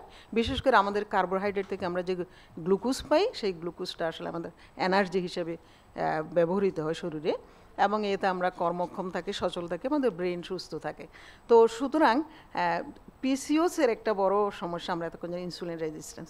তো ইনসুলিন রেজিস্ট্যান্স মানেই হলো যে ইনসুলিন যেহেতু গ্লুকোজকে শরীরের কোষে প্রবেশ করতে সাহায্য করে, সুতরাং গ্লুকোজের লেভেল রক্তে বেড়ে যায়, যেটা নির্দিষ্ট মাত্রায় থাকা উচিত তার চাইতে বেশি হয়ে যায়। এবং একই সাথে কিন্তু প্যানক্রিয়াস থেকে ইনসুলিন রেজিস্ট্যান্ট হলে আবার ইনসুলিন সিক্রেট হতে থাকে, যেহেতু গ্লুকোজ বেশি থাকে। তো ওই জন্য কিন্তু এদের ইনসুলিনের লেভেলও বেড়ে যায়। সুতরাং ইনসুলিন আবার কিন্তু কাজ করে, এই যে আমরা জানি যে মেল হরমোনগুলোকে বাড়িয়ে দেয়, আবার ইনসুলিনের রেজিস্ট্যান্সের জন্য কিন্তু তারা আবার ওয়েট গেনও বেশি করে, কারণ তাদের অ্যাপেটাইট ইনক্রিজ করে, আবার তাদের ফ্যাট বার্ন আউটটাও তাদের জন্য কঠিন হয়ে যায়। যাদের ইনসুলিন রেজিস্ট্যান্স তাদের কম হয়। সুতরাং আমরা জানি যে বিএমআই যাদের বেশি, অর্থাৎ ওয়েট গেইন যাদের বেশি হবে, আবার ভিসেরাল ফ্যাট যাদের বেশি, অর্থাৎ কোমরের মাপ যাদের বেশি হবে, বিএমআই যদি 30-এর উপরে থাকে অথবা কোমরের মাপ যদি 80-এর উপরে থাকে, তাদের সিভিয়ার রিস্ক থাকে মেটাবলিক ডিসঅর্ডারের। তো ডায়াবেটিস একটা মেটাবলিক ডিসঅর্ডার, এবং এটার সাথে পিসিওতে আমরা জানি যে ইনসুলিন রেজিস্ট্যান্ট এদের, এটা দেখা যায় যে যাদের পিসিওস আছে বা যারা আক্রান্ত হয়েছে তারা দেখা যায় 40 বছরের মধ্যে তাদের 50% তারা ডায়াবেটিস ডেভেলপ করে, সেটা টাইপ 2 ডায়াবেটিস হয় অথবা তাদের আইজিটি হয়। তো সুতরাং এটা একটা আমাদের একটা বড় ঝুঁকি ডায়াবেটিসের। আবার যাদের পিসিওস হয়েছে তারা যদি প্রেগনেন্ট হয় তাহলে কি, আমরা রাশিদা বলেছে আমাদের বন্ধাত্ম চিকিৎসা অত্যন্ত সহজ, চিকিৎসাটা সহজ এবং আমাদের প্রেগনেন্সির হারও অনেক বেশি পিসিওতে।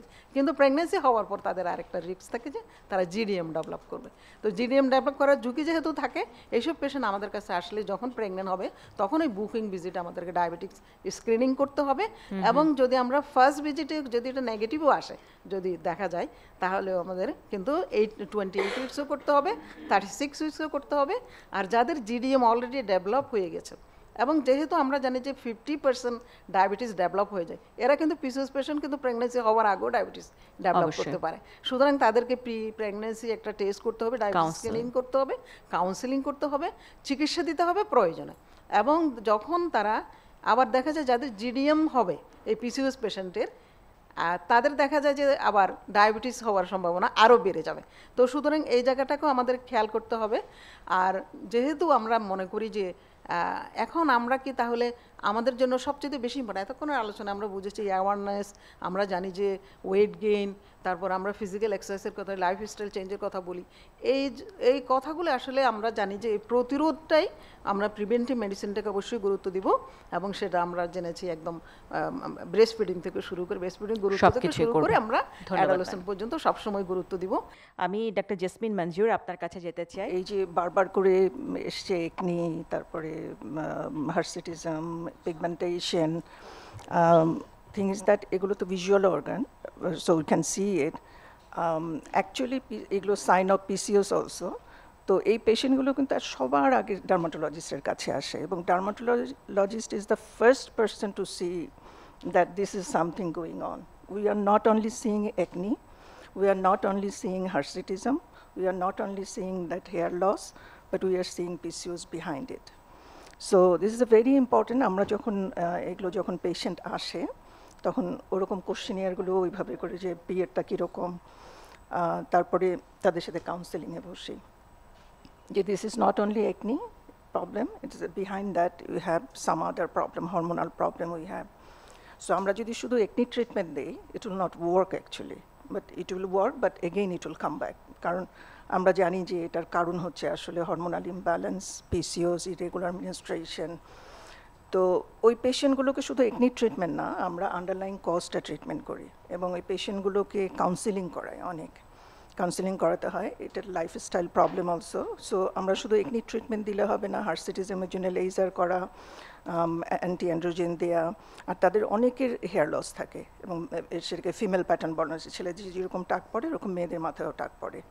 এগুলো ফ্যামিলি দেখেও না, ভালো করে বোঝেও না যে কী হচ্ছে, এবং পরে হিস্ট্রি নিয়ে দেখা যায় যে তাদের ইরেগুলার মেনস্ট্রুয়েশন অ্যান্ড এভরিথিং।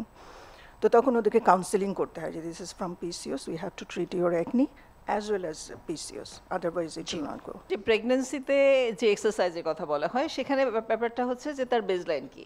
যেমন একটা মেয়ে গাজীপুরে যে চাকরি করে, তাহলে সে কিন্তু তাকে বলবো না যে তুমি বাসায় বসে থাকো, সে কিন্তু তার নর্মাল কাজটা কন্টিনিউ করবে। কেউ একজন অ্যাথলেট আছে, তাকে বলবো একটু স্লো ডাউন করেন, কিন্তু তাকে তাই বলে তাকে শুয়ে বসে থাকতে বলবো। But there are high risk pregnancy, যেমন তার আগে অ্যাবর্শন হয়েছে কিংবা এইবার থ্রেটেন, সেখানে কিন্তু আমরা এক্সারসাইজ রেস্ট্রিক্ট করে দিই, এবং সেখানে আমরা যেটা বলি সেটা হচ্ছে হ্যান্ড মুভমেন্টস, পেশেন্ট বসে বসে এক্সারসাইজ করবে। So there are many other kind of exercise which can be done without moving. Polycystic ovarian syndrome সম্পর্কে প্রথমে রোগীদেরকে এবং জনসাধারণকে পূর্ণাঙ্গ জ্ঞান দিতে হবে। আমরা গুগল করে করে পিসিও মানে পলিসিস্টিক ওভারি, আসলে এটা সিস্ট না ওভারিতে, তাই না? এটা হচ্ছে আপা যেটা বলেছেন, রাশিদ আপা, অপরিপক্ক ডিম্বাণু। এই জিনিসটা বোঝাতে হবে, কারণ বিভিন্ন রকম ওয়ারিজ তাদের মধ্যে থাকে যে এটা পরবর্তীতে খারাপ হবে। দ্বিতীয়ত হচ্ছে তাদের আত্মবিশ্বাস বাড়াতে হবে, তাকে বলতে হবে তার জীবনের আনন্দ, তার জীবনের সুখ এই ডিজিজ প্রসেসের উপর না। জি, আমরা লাইফস্টাইল মডিফিকেশন আমরা বলি, লাইফস্টাইল মডিফিকেশন ফোকাস শুধু করলে ওজন কমানো এটা খুব সহজ না। একটা অ্যাডোলেসেন্ট এটা খাবে না, ওটা করবে না, ফারহানা আপা ঠিক বলেছেন যে ডিমোরালাইজড হয়ে যায়। তো তাকে ওভারঅল হেলথ ওয়েলবিং সম্পর্কে আমাদের বোঝাতে হবে। আর যেটা হচ্ছে যে পিসিও পেশেন্ট কিন্তু ডায়াগনোসিসে ডিলে হয়, শুধু আমাদের দেশে না, সারা ওয়ার্ল্ড ওয়াইড। বাংলা কথা আছে, অতি সন্ন্যাসে গাজন নষ্ট, এক্স্যাক্টলি পিসিওর জন্য এটা অ্যাপ্লিকেবল। কেউ যাচ্ছে ডার্মাটোলজিস্টের কাছে, কেউ নিজেই নিজের রেমেডি তৈরি করে পড়ে করছে। সো আমার অনুরোধ হবে এই সোসাইটির মাধ্যমে এবং চ্যানেল আই এবং ইনসেপ্টের মাধ্যমে যে একটা মাল্টিডিসিপ্লিনের অ্যাপ্রোচ সব হসপিটালে হওয়া উচিত। ফ্রেন্ডলি ডায়েট যেটা আমরা দিচ্ছি, কিন্তু সেটার সমস্যা কি, রোগীর মারা এসে বলে যে মেয়ে তো ওগুলো খেতে চায় না। আমি বললাম যে আপনারা বসে খাবেন মাংস ভাত, ও পাশেই বসে ওই ঘাস পাতা ওগুলো কি পছন্দ করবে? কাজে এখানে ফ্যামিলি সাপোর্ট দরকার। অবশ্যই দরকার আছে। আপনাদের সবারই একই টাইপের ডায়েট আপনারা খাবেন, এইটা না বললে কোনোদিনই এটা কিন্তু সফল হবে না। আমি তানভিন সুইটি, অভিনেত্রী ও সমাজকর্মী, আপনার কাছ থেকে নিতে চাই। আপনি এতক্ষণ শুনলেন, জানলেন, আসলে কি আমাদের মহিলারা শুধু তো শহরে থাকে না, আমাদের মহিলারা মফস্বল, প্রান্তিক, চর এলাকা, বিভিন্ন জায়গায় আমরা কিন্তু ছড়িয়ে ছিটিয়ে আছি। এবং আজকে আমার এখানে উপস্থিতি হচ্ছে যে আমি আজকে যেই জায়গাটায় আমার কাজের মাধ্যমে পৌঁছেছি, সেই জায়গা থেকে আমি কতটুকু আপনাদেরকে সহযোগিতা করতে পারি। আসলে আমি মনে করি না যে আমি আজকে অভিনয়ের মাধ্যমে একজন সেলিব্রিটি হয়েছি, বা আমি ভাবি যে আমি একজন মানুষ। আমি আমার জায়গা থেকে আসলে আর একজন, আমার বোন বা আমার মা বা আমার খালা, আমি তাদের পাশে কিভাবে দাঁড়াতে পারি। এবং আমি মনে করি আপনারা সবচেয়ে বড় সেলিব্রিটি। আজকে আপনাদের মাধ্যমেই আসলে আমরা জানতে পারছি পিসিওএস আসলে কি। এই শব্দটার সাথে আসলে আমরা ওভাবে পরিচিত না। কারণ আমি যেহেতু আমি অভিনয়ের পাশাপাশি সমাজের বিভিন্ন সেক্টরে কাজ করি, সেহেতু আমি দেখি যে এই সমস্যাটা অনেকের আছে। কিন্তু আমরা সামাজিকভাবে, পারিপার্শ্বিকভাবে ভয়, ভীতি, আমাদের কি হবে, এই জিনিসগুলো ভেবে আমরা নিজেদেরকে আটকে রাখি। এবং শারমিন আপা বলছিল যে মিডিয়ার মাধ্যমে ওনাদেরকে এনে কোনোভাবে এই জিনিসটাকে অ্যাওয়ারনেসটা বাড়ানো যায় কিনা। আসলে আমি মনে করি যে এই সমস্যাটা যদি আমারই থাকতো, আমি কি আসলে মিডিয়ার সামনে এসে দাঁড়াতাম? বা আমার মা, আমার খালা, আমার বাবা, আমার ভাই কি আমাকে মিডিয়ার সামনে যেতে দিত? আমাদের সমাজ ব্যবস্থাটা আসলে পরিবর্তন হয়েছে, আমরা অনেক পরিবর্তন হয়েছি। আমাদের কাছে ডিভাইসটা এখন খুবই ইম্পর্টেন্ট হয়ে দাঁড়িয়েছে। ডিভাইসের জন্য আমরা আমাদের বাচ্চাদের অনেক সময় দেখি আমরা নিজেরা ব্যস্ত থাকার জন্য একটা পার্টিতে যাচ্ছি, আমি আমার সিরিয়াল দেখছি, বা আমি আমার কোরিয়ান একটা নাটক দেখব, এই করব সেই করবার জন্য আমি সারাক্ষণ আমার ডিভাইসের মধ্যে বাচ্চাকে বসিয়ে রাখছি। এবং আমার আপা বলল যে রেস্টুরেন্টের কথা বলল কিছুক্ষণ আগে। রেস্টুরেন্ট তো আমার মনে হয় যাওয়ার কি দরকার, বাসায় তো এখন রেস্টুরেন্ট, আমার হাতের মধ্যেই রেস্টুরেন্ট। আমি টিপ দিব, আমার বাসায় অনলাইনে খাবার চলে আসবে। এবং মা বাবা সহ পুরো পরিবার এখন এই বিষয়গুলো নিয়ে একদমই চিন্তা করে না। কিন্তু আমি মনে করি যে আমরা সমাজে যারা, আপনাদেরকেই আমি বলবো বিশেষ করে, যে আপনারা যদি, আমি আজকে শারমিন আপা আমাকে একদিন আগে বলেছে, তখন আমি এত অসুস্থ ছিলাম আমার ঠান্ডাজনিত কারণে, তারপরেও আমি আমার নিজের দায়িত্ব থেকে আমি মনে করলাম যে না, আমি যাব। কারণ আমি মনে করি এত গুণীজনরা আসবেন, আমি ওখানে যাব, হয়তো আমার মাধ্যমে যদি 10টা মানুষ পরিবর্তন হয়, অসুবিধা কোথায়? আমার সর্বোপরি আমি মনে করি একটা মানুষের পরিচয় হচ্ছে সে কতটা ভালো মনের মানুষ। সে যদি 10টা মানুষ না, একটা মানুষকে পরিবর্তন করতে পারে, সেটা অনেক বড় পাওয়া। তো আমার সর্বোপরি সব কথা শুনে মনে হলো যে অ্যাওয়ারনেস সবচেয়ে জরুরি। এটা আসলে আমরা কি দিয়ে গেলাম, আমরা একটা মানুষ মনে করি কি আমরা সারা জীবন একই জায়গায় থাকব, আমাদের পরবর্তী জেনারেশন কি আমার জায়গাটা নিতে পারবে? আসলে না, ভুল। নিতে পারবে। আমি যেমন আগে 30 দিন কাজ করতাম, এখন আমি 5 দিন 10 দিন কাজ করি। তার মানে আমি আস্তে আস্তে আমার বয়সের দিকে যাচ্ছি। তো এই জায়গাটা থেকে আমি ওই সময়টুকু আমার দেশের মানুষ, আমার পরিবারের মানুষ, আমার পারিপার্শ্বিক মানুষকে কি দিয়ে গেলাম সেটাই আমি এখন দেখার সময় এসেছে। তো আমি সবাইকে মানে আপনারা যারা আছেন আমাকে যদি সমাজ এই কথাগুলো কোনোভাবে যদি বলার জন্য বা আমার পাশের মানুষ বা আমার পরিবার, আমি আরেকটা জিনিসও মনে করি যে আমাদের সবচেয়ে পরিবর্তন পরিবারকে করতে হবে। পরিবার হচ্ছে একটা স্কুল। আমার বাবা মা ভাই বোন চাচা পুরো পরিবার আমাকে কি শেখালো ওটা শিখে কিন্তু আমি স্কুলে যাব। হ্যাঁ, আমি আমার বাবার মার কাছ থেকে শিখেছি। বাবা মার পরের স্থানটা হচ্ছে স্কুলের শিক্ষক, তারাও আমাদের শেখায়। কিন্তু আমি আমার পরিবর্তনটা এবং বাসায় শেখাবো বাচ্চাকে, এবং পরবর্তীতে আমি স্কুল, এবং আমি আরেকটা জিনিসও মনে করি যে স্কুল, তারপর আমাদের যে সামাজিক, আমি যে ছোটোবেলায় দৌড়ে স্কুলে চলে যেতাম খেলতে, ওই খেলার জায়গাটাও তো আমাদের বন্ধ হয়ে গেছে।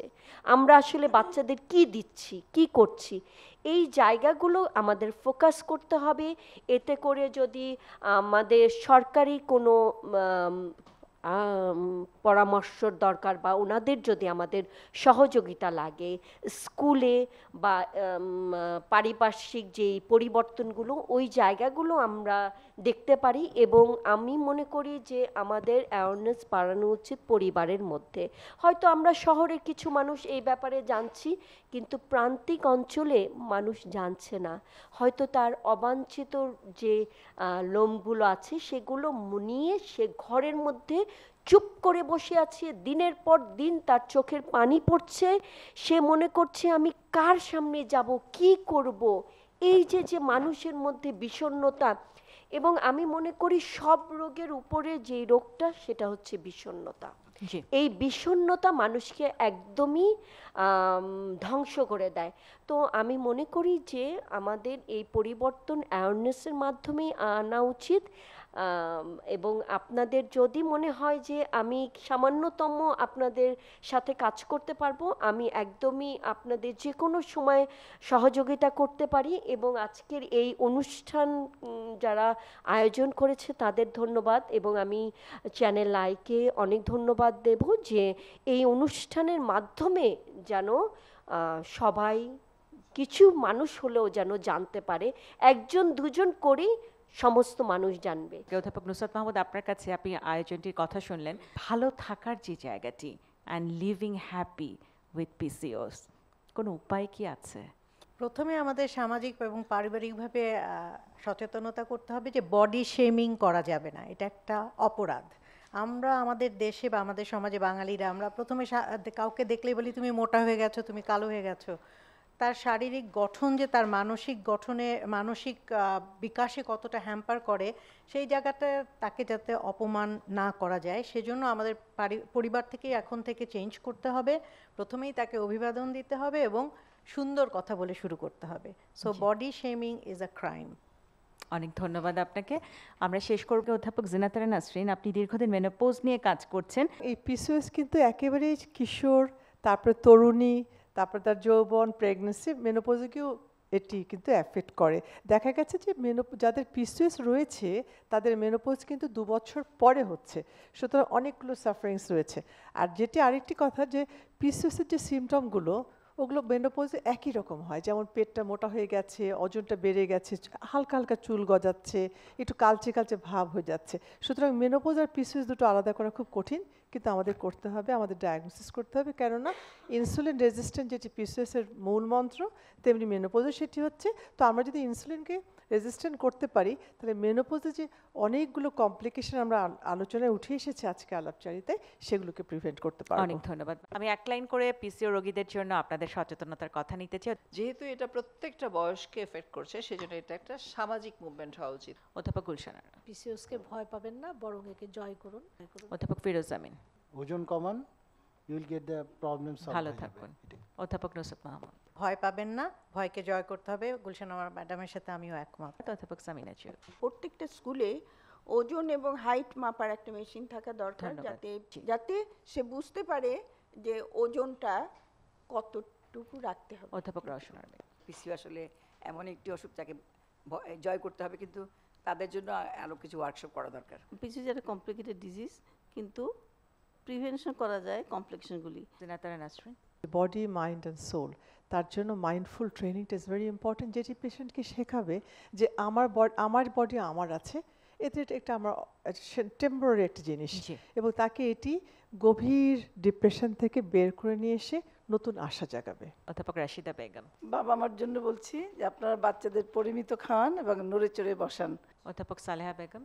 অ্যানুয়ালি তাদেরকে ডায়াবেটিস স্ক্রিনিংটা করতে হবে, এবং সাথে সাথে আমি এইটাও বলবো তাদেরকে তাদের ব্লাড প্রেশারটা দেখতে হবে regular. Doctor jasmine. PCOS is a very preventable and treatable problem, so এটা সবাইকে জানতে হবে। তানবিন সুইটি। বিষণ্ণতা না হয়ে আমি চেষ্টা করব। আয়েশা সাদিকা। টাইম মতো খাওয়া, খাবারটাকে মেপে খাওয়া, পানির পরিমাণ ঠিক রাখা, স্ট্রেসকে ম্যানেজ করা, ফিজিক্যাল অ্যাক্টিভিটি এবং ঘুম, এই 6টা জিনিস যদি পরিবারের প্রত্যেকটা মানুষ একসাথে করে, তাহলে কিন্তু একটা বড় সচেতনতা তৈরি হলো, লাইফস্টাইল কিন্তু মডিফিকেশন হলো। ডক্টর মেঘলা সরকার। আমাদের মানে সন্তানদের বা আমাদের আশেপাশের মানুষের মন ছোট করে এমন কোনো কথা যাতে আমরা না বলি। একটু জেনারেল ম্যানেজার ইনসেপ্টার ফার্মাসিউটিক্যালস মোহাম্মদ মিজানুর রহমান, আপনার কাছে শুনতে চাই। আমরা যেহেতু ফার্মাসিউটিক্যালস, আমাদের দায়িত্ব আসলে দুটো। একটা হচ্ছে সরাসরি বিজনেস, যেটাকে আমরা বলি, because always we have a commercial objectives. আর একটা হচ্ছে সম্পূর্ণ বিপরীত, সেটা হচ্ছে যদি আমরা প্রচারণা, সচেতনতামূলক, যেমন আজকের যে রাউন্ড টেবিল ডিসকাশনটা করছি, এখানে ওষুধের রোলটা তো আসলে সামান্য, খুবই সামান্য, কিন্তু যদি এটাকে আপনারা বলেছেন অনেক কিছুতে প্রিভেন্ট করা যায়, প্রিভেনশন মানেই তো হচ্ছে ওষুধটা যাতে না লাগে, ট্রিটমেন্টটা যাতে না লাগে। আসলে যতই আমরা ফার্মাসিউটিক্যালস চাকরি করি, আমরা তো আলটিমেটলি এন্ড অফ দ্য ডেতে আমরা আপনাদের পেশেন্ট, আমরা সবাই আপনাদের পেশেন্ট। আমার ওয়াইফ, আমার মেয়ে, আমার মা আপনাদের কাছেই যাবে। তো ডেফিনেটলি আমরা চাবো যে আমাদের বাংলাদেশে যদি সবচেয়ে বেস্ট ট্রিটমেন্ট এবং সেটা অ্যাডভাইসটা যদি পায়, আমরা সবাই উপকৃত হব। আরেকটা জিনিস হচ্ছে যে আমাদের ওষুধ তো কখনো প্রয়োজন হবেই, তো আমাদের একটা দায়িত্ব থাকে যে এই ওষুধটা যাতে বাইরের দেশে আছে, আমাদের দেশে নাই, এই সিচুয়েশনটা যাতে না হয়, যে এটা শুধুমাত্র reserve for the develop countries, এইটা যাতে না হয়, একটা ন্যাশনাল কোম্পানি হিসেবে একটা দায়িত্ব থাকে। যেমন ইনসুলিন, আমরা প্রায় 17 বছর আগে ইনসুলিন লঞ্চ করেছিলাম। এই নোবেসিড আমরা লঞ্চ করেছিলাম প্রায় 24 বছর আগে। প্রয়োজনীয়, যেমন এখন একটা ড্রাগের কথা প্রায় আসছে, সেমাগ্লুটাইড বা GLP-1 অ্যানালগস, এইটা কিন্তু ইনসেপ্টটা প্রথম বাংলাদেশে নিয়ে আসে।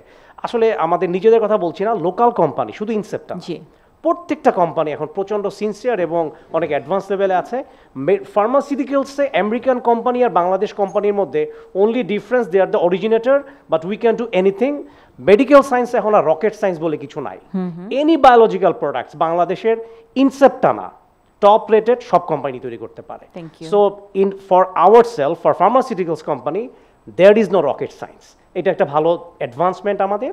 আর 2 নম্বর হচ্ছে যে অ্যাওয়ারনেস, যেটাকে আমরা বেশি গুরুত্ব দিই, যে আপনাদের যেমন আজকের এই রাউন্ড টেবিল ডিসকাশন, OGSB থেকে শুরু করে PCOSBর যত রকমের যদি কোনো সচেতনতামূলক কোনো কিছু থাকে, ইনসেপ্টটা অলওয়েজ অ্যাজ এ সাইন্টিফিক, আগেও ছিল, আমরা পেয়েছি। এবং আলামিনকে একটা কথা বলি, কখনো প্রোডাক্টের নাম বলবা না, খবরদার। এই নোবেসিড রোজের না থাকলে মনে হয় ভালো হতো, আমার কাছে মনে হচ্ছিল, কারণ কি এটা বিজনেস অটোমেটিক্যালি চলে আসে। বাট আমরা মনে করি, যেমন আমি আমার বেশিরভাগ প্রোগ্রামে আমি আলামিনদেরকে বলি, প্রোডাক্টের নামটা পারতপক্ষে দিও না, শুধু ইনসেপ্টটা রাখো, আর কিছু দরকার নাই, বিকজ বিজনেস আসে, কিন্তু আমরা সবসময় আপনাদের পাশে আছি। আজকের আয়োজনটি শেষ করার জন্য আমি অনুরোধ করছি সোসাইটির প্রেসিডেন্ট অধ্যাপক লায়লা আরজুমান বানু আপনাকে। সচেতনতার জন্য খাদ্যাভ্যাস পরিবর্তন, ব্যায়াম, ওজন কমানোর জন্য কিছু নির্দেশনা, এগুলো সবাই বলেছেন। এই রোগের একটি চমৎকার দিক হচ্ছে যে শুধুমাত্র লাইফস্টাইল পরিবর্তনে বেশিরভাগ রোগী ভালো হয়ে যায়, এবং দেখা যাচ্ছে যে তাদের বন্ধ্যাত্ব সমস্যাটাও শেষ হয়ে যায়। তো সরকারি সহায়তা অবশ্যই প্রয়োজন, এছাড়াও পেশাজীবী সংগঠন, ডেভেলপমেন্ট পার্টনার সবাইকে অন্তর্ভুক্ত করা, সেটা আমাদের বারে বারে করে ওয়ার্কশপ, বারে বারে আমাদের এরকম রাউন্ড টেবিল অথবা আমাদের সবাইকে নিয়ে বসে এই সমস্ত আলোচনা করে ঠিক করতে হবে। প্রয়োজন বোধে স্কুলে কারিকুলামে অন্তর্ভুক্ত করা, এটা বলে শুনলাম কিছু কিছু করা হয়েছে, তবে আমার মনে হয় এটা পূর্ণাঙ্গ রূপে খুব সংক্ষেপে দেওয়া যায়। অভিভাবক, শিক্ষক এদের সচেতন করা, এটা বারে বারে প্রশ্ন আসছে। আচ্ছা, WHO-কে এগিয়ে আসতে হবে যে স্বাস্থ্য ঝুঁকি হিসাবে এটা যেন অন্তর্গত হয়। খুব ভালো কথা যে WHO কিন্তু এটা অলরেডি চলে আসছে এবং তারা এটা নিয়ে কাজ করছে এবং খুব শিগগিরই আমরা তাদের আমরা ডেফিনিট গাইডলাইন পাবো। প্রতিটা হাসপাতালে PCO কর্নার তৈরি করতে হবে, খুব কিছু টাকা পয়সা খরচে লাগে না। প্রতিটি স্ত্রীরোগ বিশেষজ্ঞ তাদের চেম্বারে PCO অ্যাওয়ারনেসের উপরে জোর দেবেন। ছোট ছোট ফ্লায়ার থাকবে, ছোট পুস্তিকা থাকবে যেটা আমরা বিলি করতে পারি। স্কুলে খেলার মাঠ, আমি প্রথমেই বলেছি ছোটোবেলা থেকে দৌড়াই আগে আমরা অ্যাসেম্বলি করতাম, অ্যাসেম্বলির ওখানে কিছুটা আমরা এক্সারসাইজ করতাম, তারপরে আবার একটা ড্রিল ক্লাস ছিল। তো এখন তো খেলার জায়গা নেই, আমরা সেই হাডুডু খেলা, এটা সেটা খেলা আমরা স্কুলেই খেলেছি, মেয়ে হয়েও কিন্তু আমরা এগুলি খেলতাম। তো পরিচ্ছন্ন ওয়াশরুম, যেটা আমি দেখি যে মেয়েরা প্রায়, যদি এটা PCOর সাথে ডাইরেক্ট সম্পর্ক নেই, তবুও প্রায় ওরা আসে যে ইউরিনারি ট্র্যাক্ট ইনফেকশন। আর ওজন মেশিন, হাইট মাপার যন্ত্র যেটা বলেছে এর মধ্যে একজন, সেটা রাখতে হবে এবং টাইম টু টাইম অন্তত মাসে একবার করে এটা দেখতে হবে।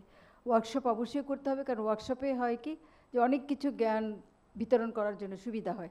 আমরা যদি একটা দেশের সব জায়গা থেকে কিছু স্ত্রীরোগ বিশেষজ্ঞ বা যারা এরকম সমাজকর্মী আছেন তাদের আমরা আসতে বলি, তাহলে সবাই মিলে কাজ করবে। কারণ এই সমস্যাটা কিন্তু আমাদের ঘরে ঘরে, এখন কিন্তু 1 in 5, 5 জনের মধ্যে একজন। সুপ্রিয় দর্শক মণ্ডলী, আমাদের আজকের এই আয়োজনটি এখানেই শেষ করছি। আপনাদেরকে অসংখ্য ধন্যবাদ, আপনারা সময় নিয়ে আমাদের আজকের আয়োজনটি দেখেছেন এবং শুনেছেন। PCOS এমন একটি সমস্যা, যে সমস্যাটিতে আসলে সবাই মিলে এটিকে জয় করতে হবে, ভয় পাওয়ার কিছু নেই। আসুন আমাদের কিশোরী সন্তান সহ অন্য যারা PCO সমস্যায় আছে সবাই মিলে তাদের পাশে দাঁড়াই। অনেক ধন্যবাদ।